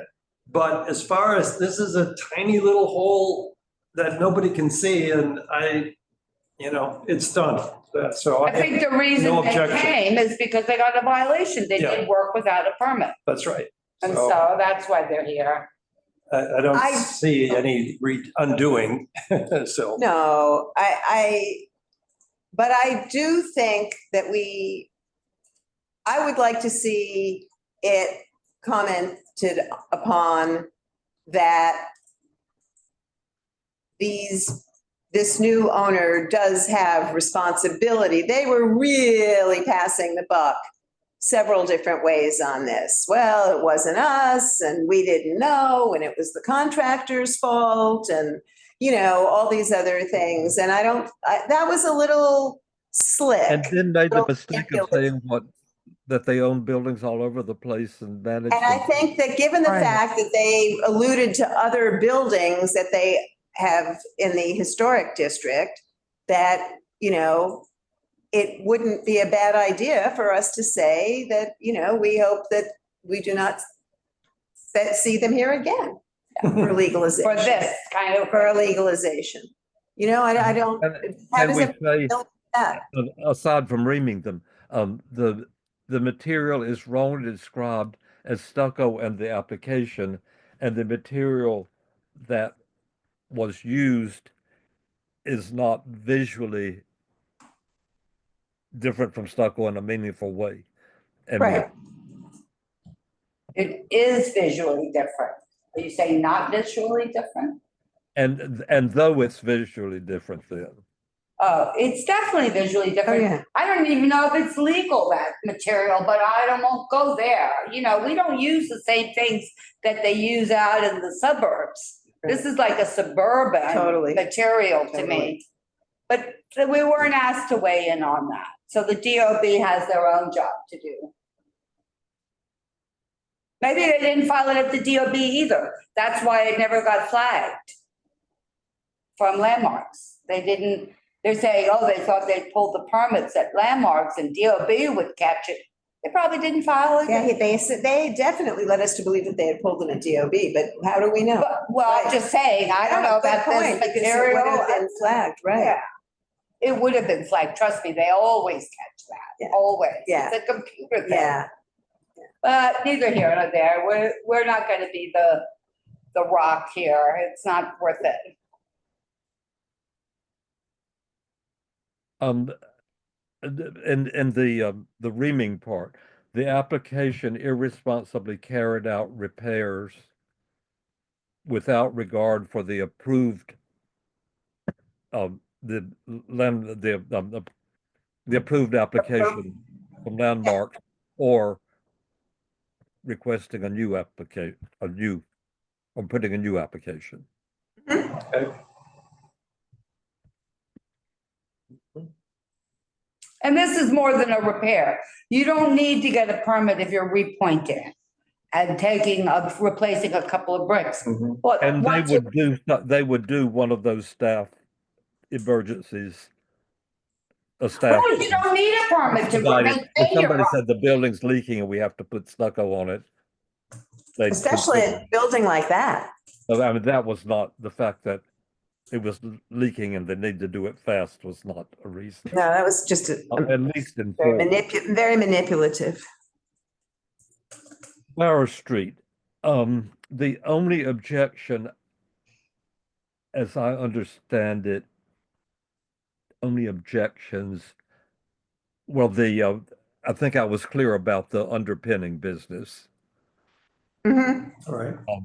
Why do you have to drag underpinning out of every applicant? Well, because they got engineers for that. They're pretty strict about it at the DOB. I know it when they don't want to talk about it to us, and we care about, because we do the thing about preserving the building. Nevertheless, there's quite a lot of excavation which to be benched. It was the top floor windows. Right. My suggestion was simply to change the use. One door is moved over one section. If they simply keep what's there and put the door where a door should be in the new plan, and is there something other than that that should be done? I thought Brian had a good idea. Ripping these out and putting in tripartite, right?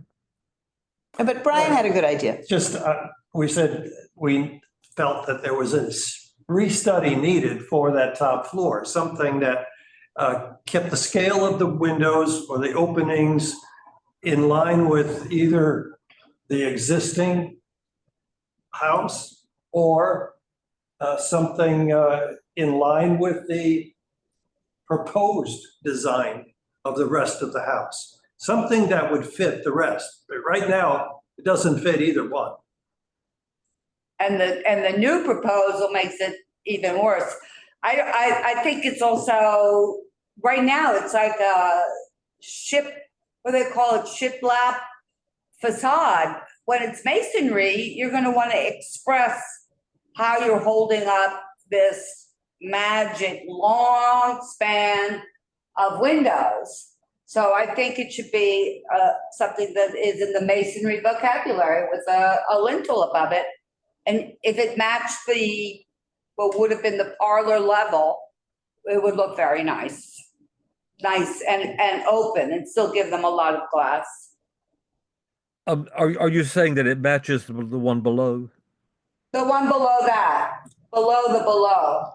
the parlor level. It would be the parlor level, have almost the identical setup.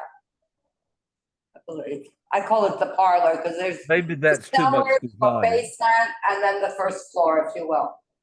Maybe it's that's too much. We should just say it's something that's harmonious. Well, or and masonry. Right now, it's just magic. Well, whatever you think is fine. I'm just getting a picture. Here, Anita. Oh, yeah, here we go. Well, I don't know if they can see it. But you see here, there's a lintel. Can you see it? I don't know. Where are you here? Oh, I don't think they're not gonna be able to see this. No, just describe it. I remember the. Is it the parlor level that you're? Well, it's called the second floor here because the basement is called the first. So it was the parlor, but it's now the second floor on their drawing. And the second floor is the same as the third. Is it? I'm not quite, yeah. But I think it's bigger. I don't know, it doesn't look the same to me. But. Oh, it doesn't have a square around it. Okay. Recessed, yeah, exactly. This is bigger. So the same as the second floor. Second floor. It's one less odd thing. It's one less object. It's a special condition. All right.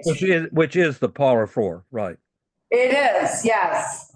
You know, we always have that confusion when you've now made the cellar and the basement real floors on the backside. Cellar, basement, parlor, 2, 3. First floor, second floor, yeah. But this one is the second floor. Right. Well, I put it in parentheses so it's clear. Lower the guard. Just to confuse I just have a everybody. stray. There's my. The high ceiling ones. Must have a higher ceiling. Is that done? Yes. Yes. Well, you know how I feel about the planters, so other people. Well, I agree. I thought you made a very good point about the transition. And the building.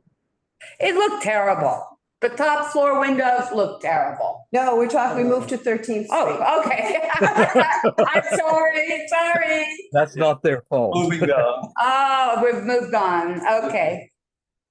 Sorry. Yeah. But it is sort of a transition into the village. I mean, you know, it's not part of a designated district, but if it were to be, it sort of bridges too. So your transitional point was very well taken, I thought. And also taking doing one thing on one side of the building and the other side on the other side of the building, when in fact it's one facade that wraps around. Yeah, exactly. But it's not that similar though, because one is a side street and the other has the 8th Avenue kind of traffic. It's a harsh environment, I find, that block.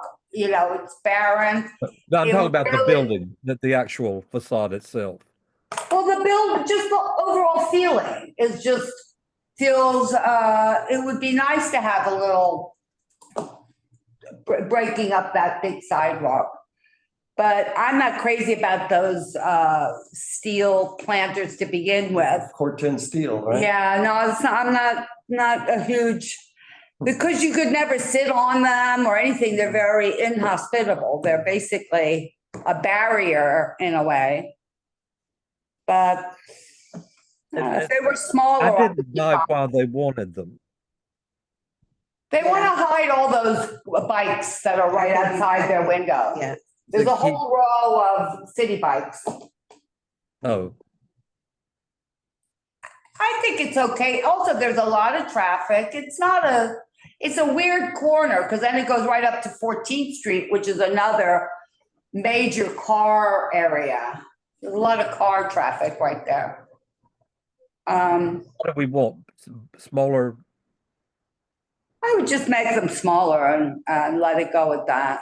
You can remove them then because you haven't made a hole in the. Well, that's right. It's a revocable consent sort of thing. Yeah, You can put them in, take them out. And that's what the meatpacking district came to us and kind of sold the idea of these humongous steel planters based on the fact that, well, they could be moved, they could be relocated, they can be changed if they needed to be changed.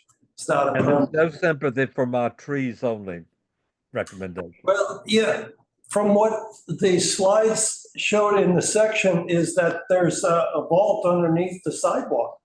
And these planters are actually sitting on top of the vault. There's no room for a tree pit without changing the basement of the building.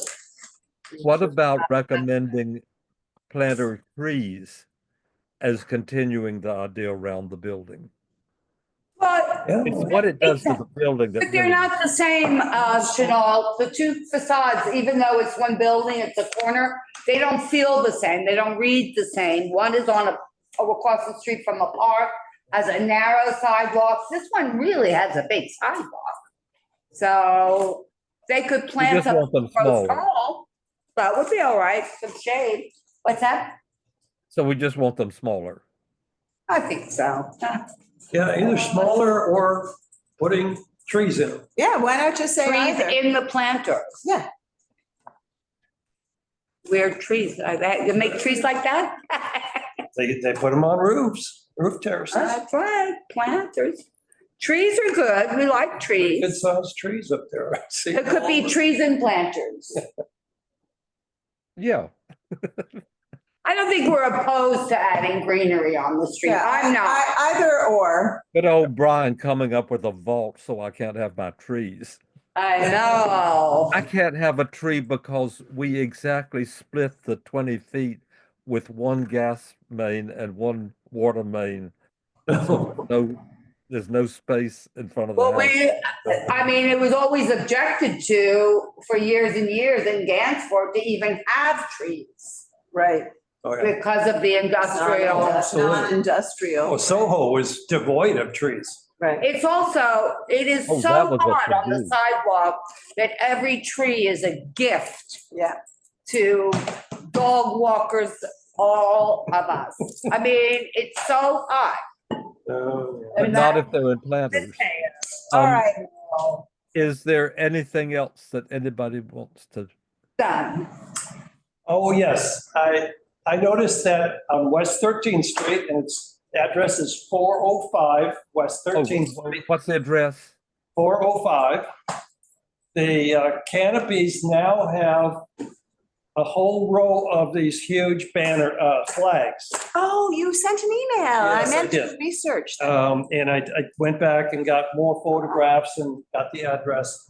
So I What is the don't street? remember getting that kind of approval. 405? 405 West what? West 13th, between 9th Avenue and 10th Avenue. I didn't hear the street. Yeah, West 13th Street. 13th. I'll look it up. Okay. Oh, la, la, la, la, la. Is this a 10th Street? Yeah, 10th Avenue? What, 13th? 13? What's the number? Between 9th and 10th Avenue. What is the number? again? 405. I just put in 405. Well, Mauger is one of the stores, and the other one, I'll find it here, and I'm just a moment. Here we go.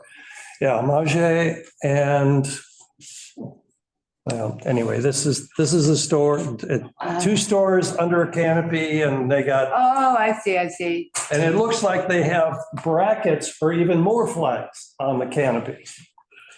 They're celebrating something that wasn't approved. I just put it into the, Are we still on new business? into the CB. New business, into yes. the- Sandro, it says Sandro. But on a we search go. of the CB2 website only has outdoor working group and SLA for that address, 405 West 13.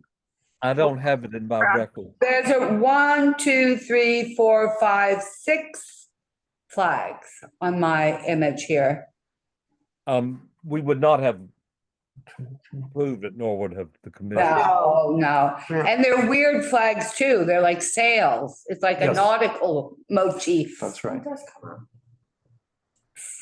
Right? I don't know all the Church, addresses oh my- memorized, if you can believe it. I don't. I'll ask Mark to put in an objection or. Mark is here. There's Mark. There's also a banner at Village Square Pizza that's over the sidewalk, and that's not allowed, right?